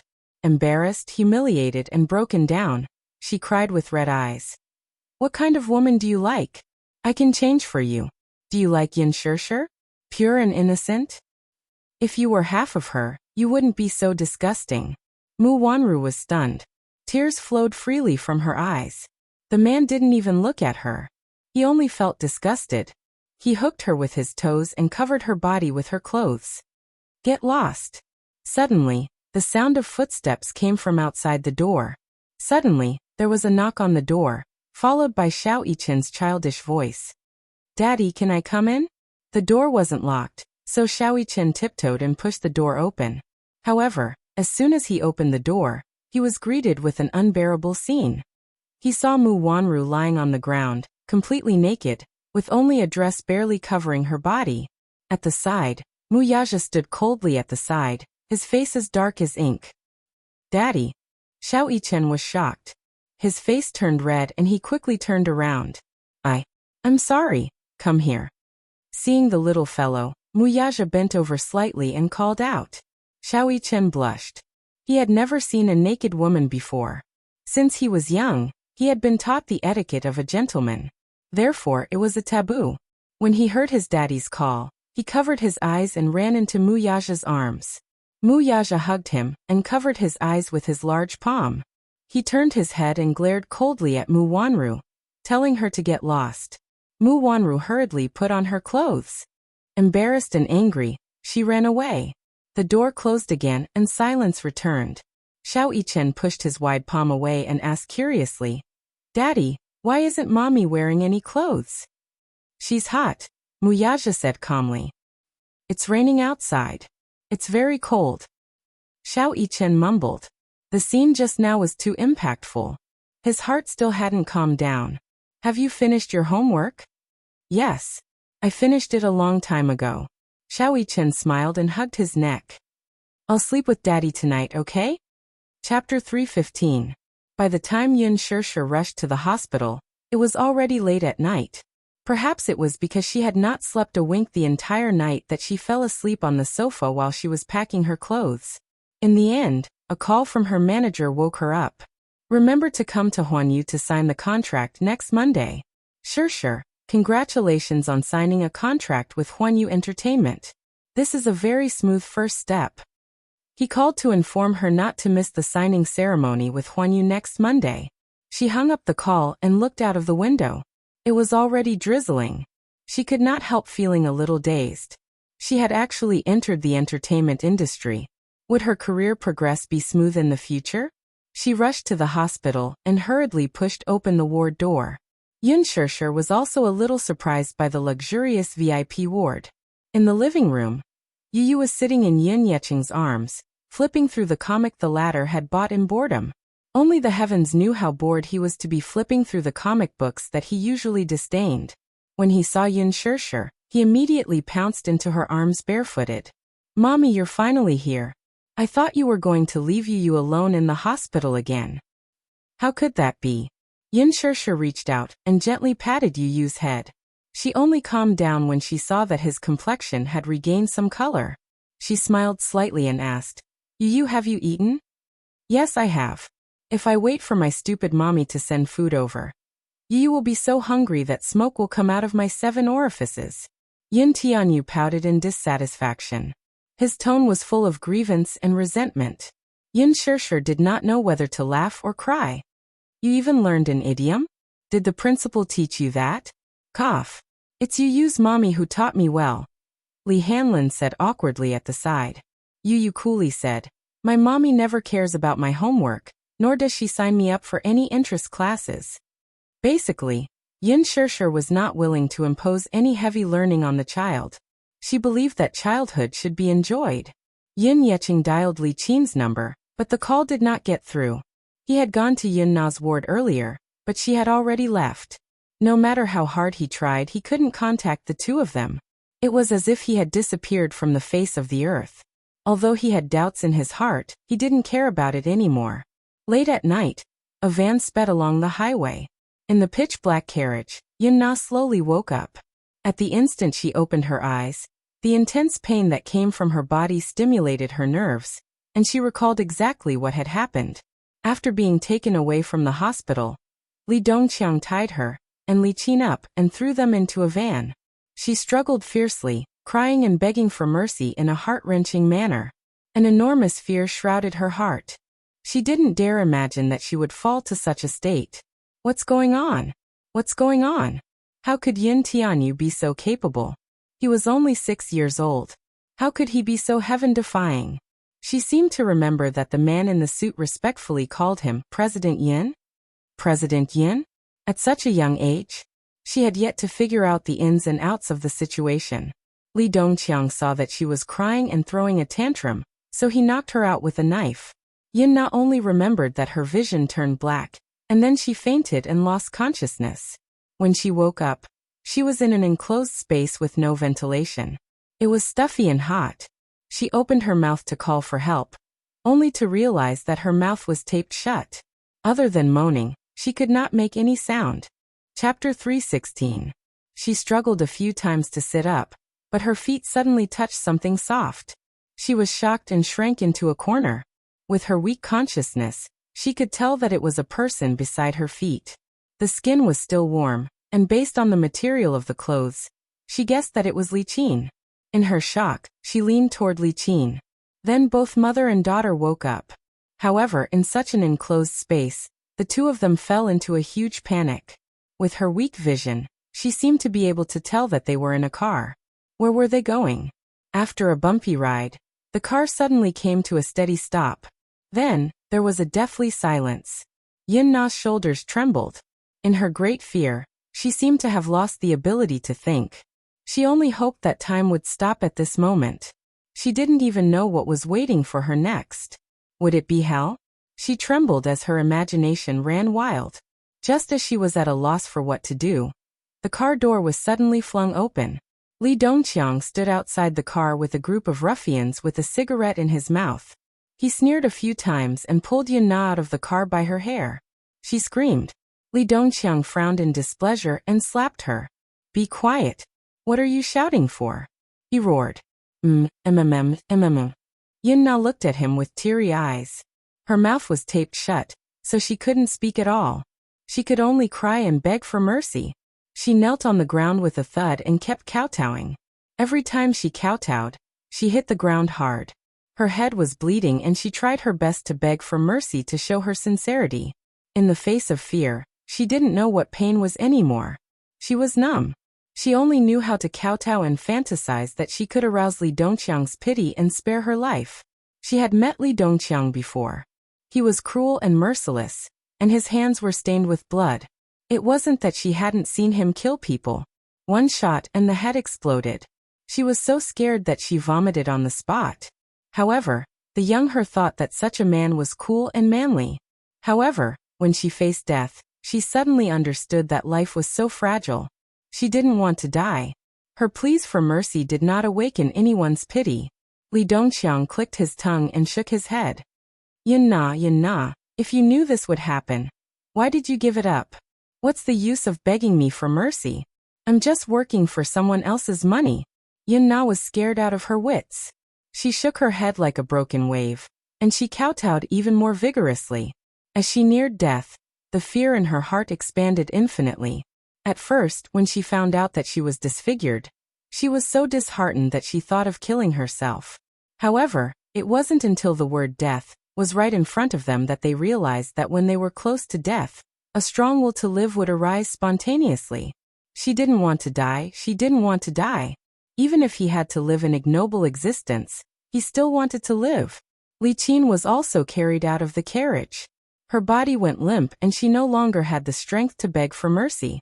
She was not like Yin Na, who was still young. She was already old, and her physical strength was very poor. The journey was bumpy, and as soon as she got out of the car, she vomited, felt dizzy, and was in a mess.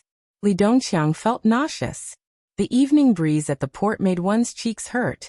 The whistle of a ship could be heard in the distance. Chapter 317.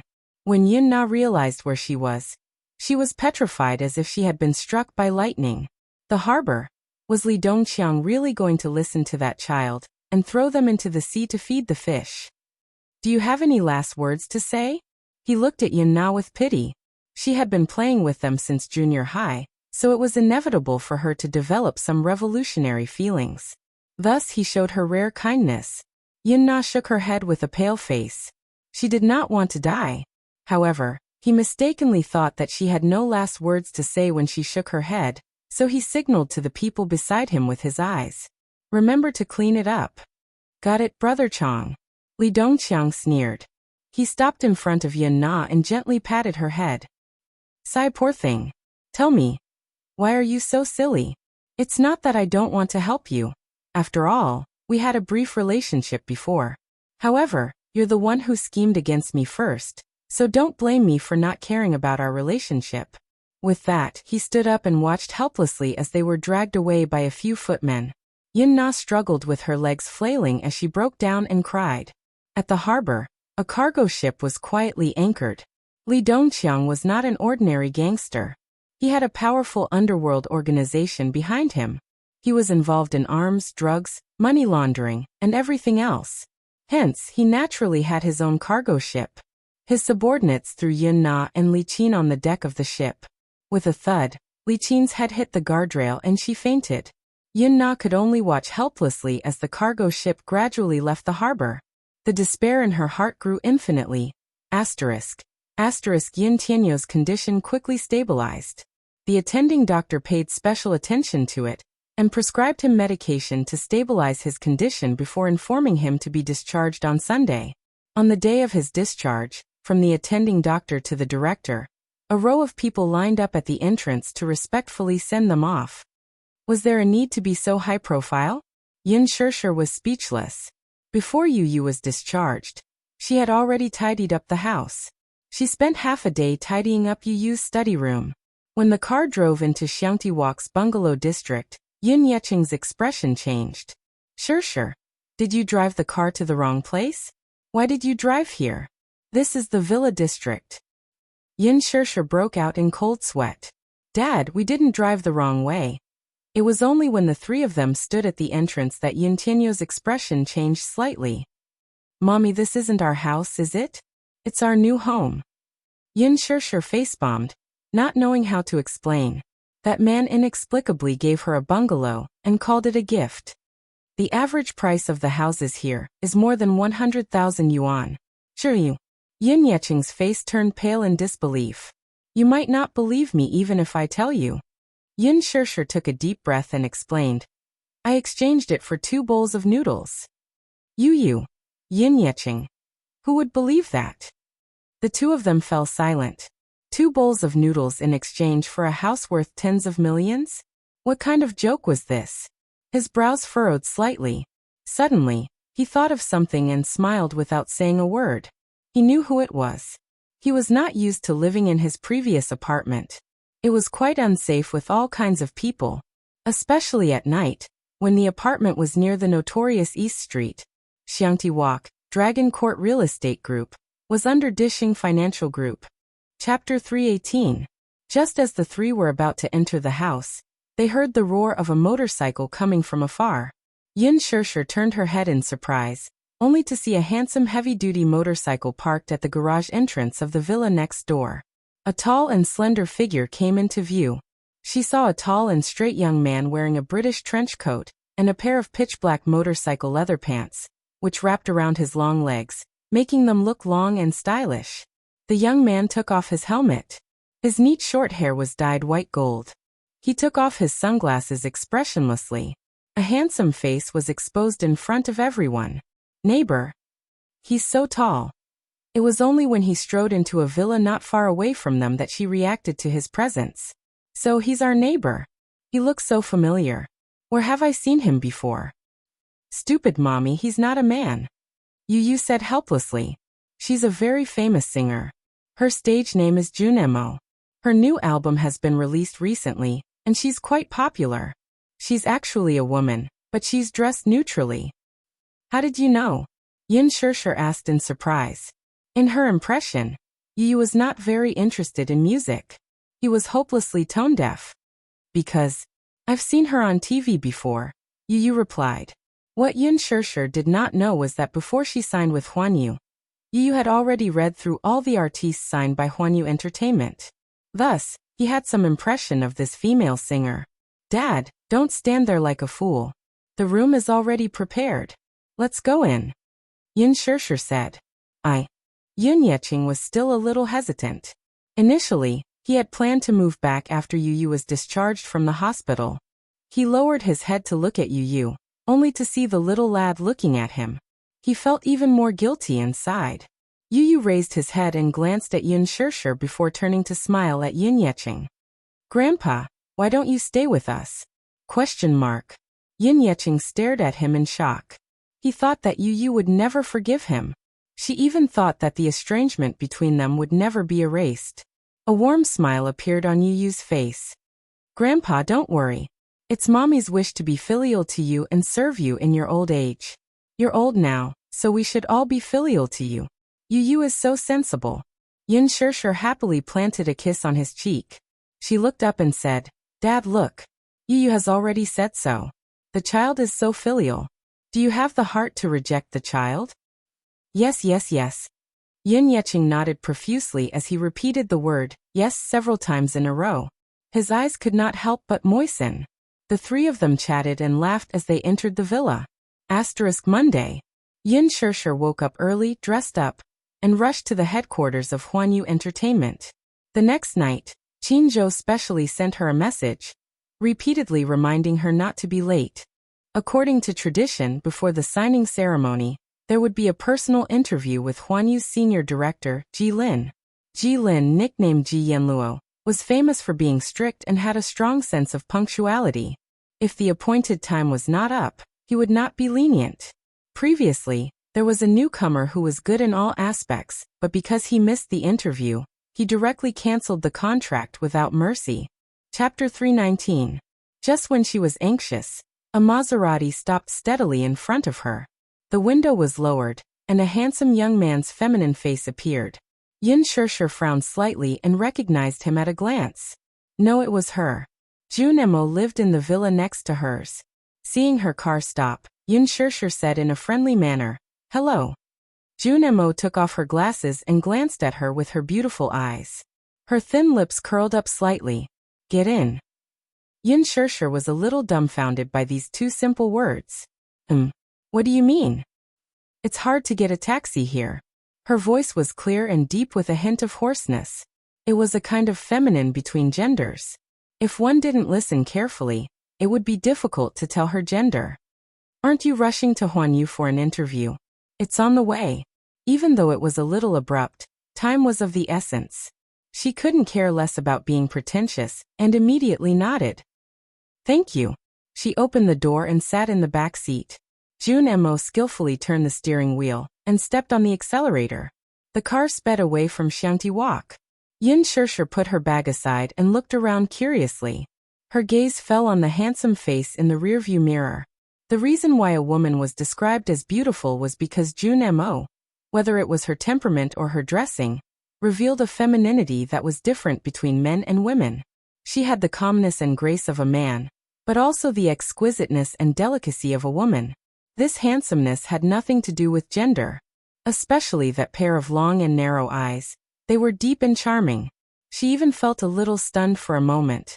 In the rearview mirror, Jun Mo glanced at her from the corner of her eye and met her gaze. Yin Shishir looked away awkwardly. The car was cold and damp. After a light rain last night, the weather in the early morning was a little cold. The air in the car was cold, and she was only wearing a thin shirt, so it was inevitable that she felt a little cold. Jun Mo glanced at Yin Shishir's uneasy face in the rearview mirror and asked, "Cold?" "Yes, a little." Jun Mo looked straight ahead again. She didn't say anything but turned on the heater. Not long after, the carriage was filled with warmth. Yin Shishir was touched by her thoughtfulness and immediately thanked her. Jun Mo's lips curled up, but she didn't say anything. She just took out a cigarette from the cigarette box and lit it skillfully. The lighter was a limited edition commemorative God of Fire by Zippo, and it was hard to find one on the market. A wisp of smoke filled the carriage. The smell of smoke was not strong, nor was it pungent. Instead, it smelled good. At least, it was not repulsive. The entire journey was silent. The car sped along, and the scenery outside the window flashed by. "Your name is Yin Shishir, right?" Her eyes lit up. "How do you know my name?" "I saw you at the banquet." Jun Mo was silent for a moment, as if she was considering her words. In the end, she still said two simple words, "Very beautiful." Yin Shishir blushed and smiled. "Thank you." He was a little surprised. Although Jun Mo looked a little arrogant and cold, she wasn't as unapproachable and unexpectedly friendly as she looked on the surface. Jun Mo said, "It's a good opportunity to sign with Huanyu. You have to cherish it." "Yes, I will." The car quickly drove into Huanyu Tower. "I'll drop you off here. I'll go park the car." After saying that, Jun Mo drove the car into the garage. Yin Shishir couldn't help but feel flattered by her kindness. It was like a dream. It was a little unreal. Chapter 320. After all, apart from Xiao Shui, there were very few women who treated her so well since she was a child. Perhaps it was because she was not good at socializing. The darkness of her childhood made her cautious in dealing with people and other aspects. Hence, she did not have many friends. Therefore, she cherished this rare kindness very much. She looked down at the time. There was still some time before the interview. When she walked out of the elevator, Qin Zhou seemed to have just arrived at the company. When he saw her, he was a little surprised. "Ah, sure, you're here so early." "Yes. I couldn't get a taxi at the entrance. Fortunately, someone sent me here in time." "Someone sent you? Who?" Qin Zhou was stunned. What a coincidence. "I think it's Jun Mo." She learned her name from Yu. "Jun Mo?" Qin Zhou frowned slightly. "Where do you live now?" "Xiangti Walk." Qin Zhou was stunned. Xiangti Walk was a famous mansion in the capital. Where did she live? "That's a mansion. Why do you live there?" "I won the lottery," Yin Shishir said awkwardly. "You're so lucky." Qin Zhou sighed sincerely. He led her into the office and suddenly thought of something. "Do you have a driver's license?" "Yes, but I don't know how to drive." "Yin Shishir, can you be any more stupid?" Qin Zhou said mercilessly. Yin Shishir said helplessly, "Are you blaming me for not knowing how to drive?" "Well, okay. After you sign the contract, I'll arrange a car for you to take you to and from work," Qin Zhou said and brought her into the office. He filled in some information for her and patiently reminded her. "The person who will be interviewing you later is Huanyu's entertainment director. He's famous for being strict and nicknamed Ji Yanluo. You have to be careful during the interview. Yes, I will. Yin Shirshir finished filling in the information and suddenly looked up. If I sign the contract, will I have my own manager? There is. Qin Zhou took her information and looked through it carefully. Who will it be? Hee, of course it'll be me. Qin Zhou smiled and said, Xingzhe specifically asked me to take care of you. If you sign the contract with me, I'll take good care of you. Qin Zhou was Huan Yu's ace manager. Whether it was his skills, resources, or background, they were all top-notch. Just making Gu Xingzhe famous was an achievement that no one in Huan Yu could compare to. Even a natural idol like Gu Xingzhe would not be able to reach his current status without Qin Zhou's support. She had to admit that he was a very powerful person.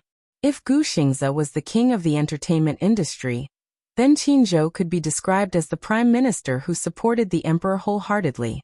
Gu Xingzhe was able to get a role in a Hollywood blockbuster as soon as he debuted. He had signed several fashion commercials and produced a large number of albums. The reason was that Qin Zhou had a considerable amount of resources. What was the most important thing in the entertainment industry? Arranged in order: resources, background, strength, talent, aptitude, and appearance. Appearance could be remolded, and it was fine if one was not strong enough. However, resources and background were often things that could not be obtained even if one begged for it. People in the entertainment industry never dared to say harsh words and promote whoever they wanted. However, Qin Zhou had the confidence to do so. No matter who it was, as long as he said harsh words and supported them with all his heart, they would definitely become famous in his hands. Many popular artists had thrown him an olive branch and even hired him with a lot of money, but Qin Zhou was unmoved. Chapter 321. He only had one artist, Gu Xingzhe, under him. If he spent all his resources on him, others would be jealous. The entertainment industry was full of dangers. Gu Xingzhe was naturally worried about assigning Yin Shirshir to another manager. He was afraid that he would be devoured until not even his bones were left. Therefore, Qin Zhou personally came to manage Yin Shirshir. Resources were another matter. At least with Qin Zhou's methods and background, he was definitely a reliable manager. Qin Zhou urged, fill in these documents first. The director's office is next door. I'll bring you to see him. There were only 2 offices on the 18th floor of Huan Yu. One was for Jilin, and the other was for Qin Zhou. It was obvious that Qin Zhou had a pivotal position in Huan Yu. Yin Shirshir had just finished filling in a stack of documents when Qin Zhou took out another stack of documents like magic. She was stunned. Why are there so many? These are all model contracts. Take a closer look. After the interview, the director will sign it. Is it a contract to sell myself? She rolled her eyes suspiciously. Qin Zhou rolled his eyes back and smiled evilly. Yes, it's a contract to sell yourself. Hurry up and sign it, and you'll be mine. Qin Zhou was good in every way, but he was usually a little indecent and sharp-tongued. She vaguely remembered the last time at Empress Fashion Club, he had stabbed Xiao Dong of the Xiao group with a few words. Xiao Dong had a pair of fierce eyes that wanted to destroy him. Yin Shirshir suddenly said strangely, You seem to be very free today. Where's Xingzhe? He went to Milan for a fashion show and will return the day after tomorrow. Qin Zhou said and suddenly teased. Why? Do you miss him? Don't talk nonsense. Yin Shirshir said angrily. Qin Zhou snorted coldly. How heartless. After a pause, he gossiped again. To be honest, Xingzhe seems to be a little too concerned about you. Sai, look at him. He went to Milan to watch the show, and left me alone in the company to deal with the mess. Mess. Qin Zhou stretched out his finger, and rubbed the space between his eyebrows. With a tired face he said, Yeah, what a huge mess. Naturally, he would not tell Yin Shirshir that Gu Xingzhe had offended Yang Shouqing because of her. He hadn't been able to sleep well for the past few days as he had been dealing with this matter. He didn't know what was wrong with that kid. Of all the people he could have offended, he chose to offend Yang Shouqing, the boss of the European king. During the most glorious period of Hong Kong movies, Yang Shouqing had an unshakable position in the entertainment industry. Even though Hong Kong's movies were gradually declining, Elder Yang's status was still there. He actually went to injure someone. He didn't mind the trouble, but the trouble was that if the Gu family found out about his actions, there would be some criticism. Gu Xing's brother was even harder to please than Master Yang. He was in a terrible fix. What happened? Just as Yun Shishir finished speaking, there was a sudden commotion outside the door. Qin Zhou frowned and opened the door, only to see Tang Yu blocked at the door of the director's office. She wanted to enter but was stopped by Ji Lin's assistant. Tang Yu's assistant and Tang Yu were in a deadlock, staring at each other. Why is she here? Didn't she already terminate her contract? Qin Zhou sneered and muttered. She still dares to look for Ji Yanluo. Is she looking for a scolding? Chapter 322. Tang Yu? Terminated the contract? Yun Shishir gossiped for once. Why did Tang Yu terminate the contract? Qin Zhou turned around and complained. My dear miss, don't you read the entertainment news on a regular basis? In any case, you're someone who's about to enter the entertainment industry. You should at least pay attention to the news in the industry. Ah. Yun Shishir was ashamed. I don't usually watch TV. You, tell me.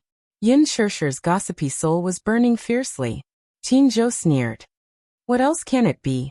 The news about her unspoken rules is all over the city. Huan Yu has always valued the image of its artists. Now that she's notorious, who else can they kick out but her?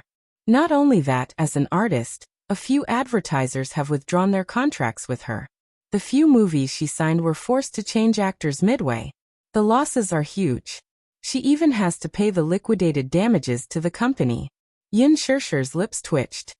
Unspoken rules? She was fine when he saw her at the cocktail party. In just a few days, such a big change happened? Things were still the same, but people had changed. Slap. Qin Zhou was too lazy to explain so much. He just threw a stack of newspapers in front of her. Yun Shishir flipped through it and frowned in surprise. Wow, that was too explosive. But what she didn't know was that it was all fate's fault.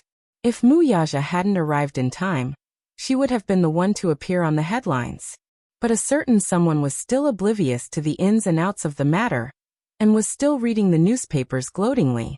The newspapers published the headlines for a few days, reporting on this incident. Even now, the news was still hot and had been the topic of conversation for the public. Tang Yu returned to the villa with Huan Yu's top management late at night, and didn't leave. The reporters arrived in time. What was more shocking was that the two of them were so anxious that they forgot to close the curtains. The reporters took photos and videos and spread them all over the internet. It was too late to ban them. Actually, after the incident, Tang Yu's studio secretly contacted the paparazzi and offered to buy all the videos and photos in their hands at a sky-high price. They wanted to destroy the evidence and at least suppress the limelight at the critical moment. Unfortunately, these reporters refused no matter what. Even with 7 figures, they could only buy a few photos. Who's afraid of who? Their photos had already been bought by a mysterious investor at a high price.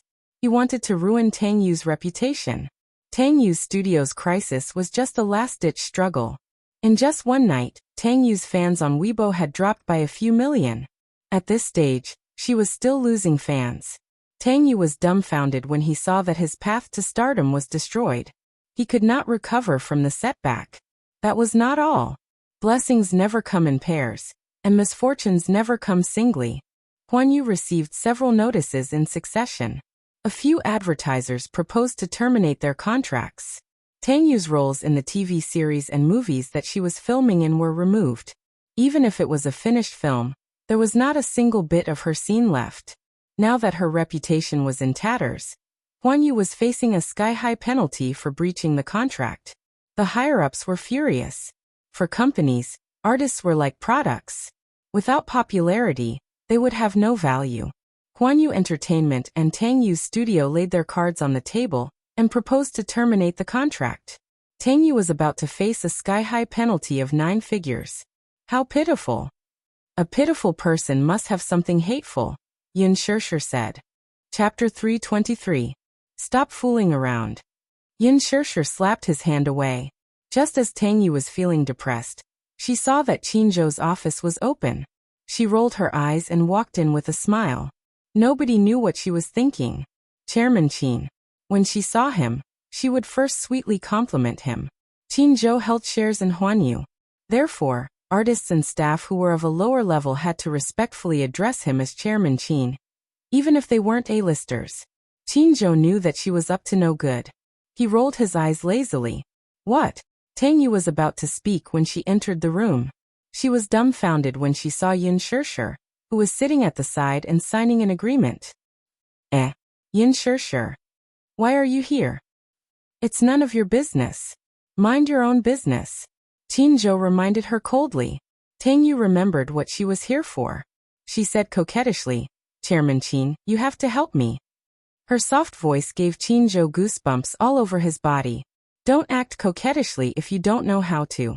As soon as he spoke, he felt a chill run down his spine and goosebumps appeared all over his body. Help you with what? I don't know which B*TCH did this to me. My reputation is ruined, and the company wants to terminate my contract. Chairman Qin, you have a lot of say in the company. Also, you're such a good friend of Director Ji. Can you talk to Director Ji for me? Tang Yu felt wrong too. She was a little drunk at the cocktail party that day. In order to seek a better future, she clung onto Wuxia, thinking that she could climb into his bed. Little did she expect that he would throw her into a car and drive her to Li Wenqing's villa. Li Wenqing was one of Huan Yu's top executives and one of the company's shareholders. He also had a seat on the board of directors. He had played with many women. In a way, he could be considered Tang Yu's old flame. They had been together for a while. The few movie contracts that Tang Yu accepted were all resources provided by him. Tang Yu was a little surprised to see him. However, she thought that it was all arranged and that he had personally picked her. She did not suspect anything. Li Wenqing was also a little suspicious when he saw her. Didn't he personally pick the newcomer from the cocktail party? Her name was Yin Shishir. Why did he send Tang Yu instead? However, in the middle of the night, he had nowhere to vent his lust. As soon as Tang Yu entered the room, the two of them were entangled together. After that, he didn't expect that he would be plotted against. The pictures and text were well illustrated, and the evidence was conclusive. No matter how capable the public relations team was, they were at their wits' end. It would be difficult for them to clear their names. Qin had a headache and waved his hand. Get lost. Don't bother me. I'm also in a mess. I can't even save myself. There's still a mess that gives CEO Qin a headache. Qin was annoyed. Tang Yu, now that things have come to this, nobody can save you. If you really want me to point you out a way out, seeing that you're young and have good potential, I'll be kind and introduce you to a film contract. Tang Yu's eyes brightened. He couldn't hide his excitement. Really? President Qin, I knew you wouldn't leave me in the lurch. What kind of movie is it? Qin smiled evilly. Golden Lotus 3D. F***CK. Playing with her? Jinping May 3D? That was a third-rate movie, okay? What was this? What kind of kindness was this? He was obviously kicking her when she was down. Was he waiting to see her embarrass herself? No matter what, she was still a B-list starlet. She was also a popular teen idol. How could he let her star in such a low-class movie? Tang Yu was so angry that her face turned red. Chapter 324. I'm a teen idol and you want me to star in a third-rate film? Tang Yu said angrily. Oh, you're still flattering yourself? Teen idol? You made such a big scene this time, and the video is all over the city. Who hasn't seen you naked? Why are you being so pretentious? Qin mocked. Tang Yu was speechless. Don't underestimate this resource. How many female stars are lining up to be in it? For a role in it, they're fighting so hard. Don't you care? Qin said disapprovingly. This was a blatant humiliation. Tang Yu felt so ashamed that she couldn't show her face. She said angrily. President Qin, are you hitting me when I'm down? Qin pretended to be wronged. Oh, you're biting me. I'm helping you out of kindness, and you're saying that I'm hitting you when you're down. Really? Recommending you to this film is already a compliment to you. Don't you know what your reputation is? Even if it's for my sake, the director might not choose you. Tang Yu was so angry that she stomped her feet. Suddenly, she glanced at Yin Shishir from the corner of her eye. The latter's pen paused, and she felt a chill run down her spine. She looked up and saw Tang Yu glaring at her. What was this? She got shot even when she was lying down? Yin Shirshir, what are you doing in Huanyu? Signing a contract. Yin Shirshir said coldly. Signing a contract? Tang Yu was shocked. You signed a contract with Huanyu just like that? Usually, it was impossible for a newcomer to sign a contract with Huanyu Entertainment right after their debut, unless they had a strong background. No matter how good their qualifications were, they were the first in history to sign a contract with the headquarters right after their debut. There were 2 big studios under Huanyu. Usually newcomers who just debuted would sign a contract with a studio first. Huanyu would only seriously consider signing a contract when they had some fame. As the dream factory of the entertainment industry, Huanyu's requirements to sign a contract were very high. Tang Yu's eyes were sharp. She saw the contract in her hand. It was indeed a model contract, and there was also a signing letter. She was so jealous that her eyes turned red. It was scary. B***TCH. I don't know what kind of despicable method she used. Who are you talking about? Without waiting for Qinzhou to speak, Yin Shirshir asked coldly. Watch your mouth. Tang Yu was stunned. At the banquet, Yin Shirshir was considered a gentle and soft persimmon. Why was his mouth so sharp today? He was no longer as submissive as before. Or was it because she had lost her power that even a newcomer who had yet to debut did not put her in her eyes? When a tiger leaves the plains, it will be bullied by dogs. Her lips curled into a smile. It wasn't that she bullied the weak and feared the strong. Previously at the cocktail party, she was worried about her image. As a newcomer, she naturally couldn't show off too much at such an occasion. Otherwise, offending one person was tantamount to offending a group of people. In the entertainment industry, seniority was the most important thing. If a newcomer who had yet to debut was too ostentatious, it was inevitable that he would be surrounded and suppressed. However, now that they were in private, what was there to talk about? You've got it upside down. Now I'm the tiger and you're the dog. So what if I bullied you? Haven't you heard of the saying, beat a dog when it's down? Qinzhou was surprised. This girl's mouth was quite vicious. Where did she learn it from? You. Tang Yu was so angry that she raised her hand. Qinzhou quickly stopped her. Oh my God. This is my office. How dare you behave so atrociously?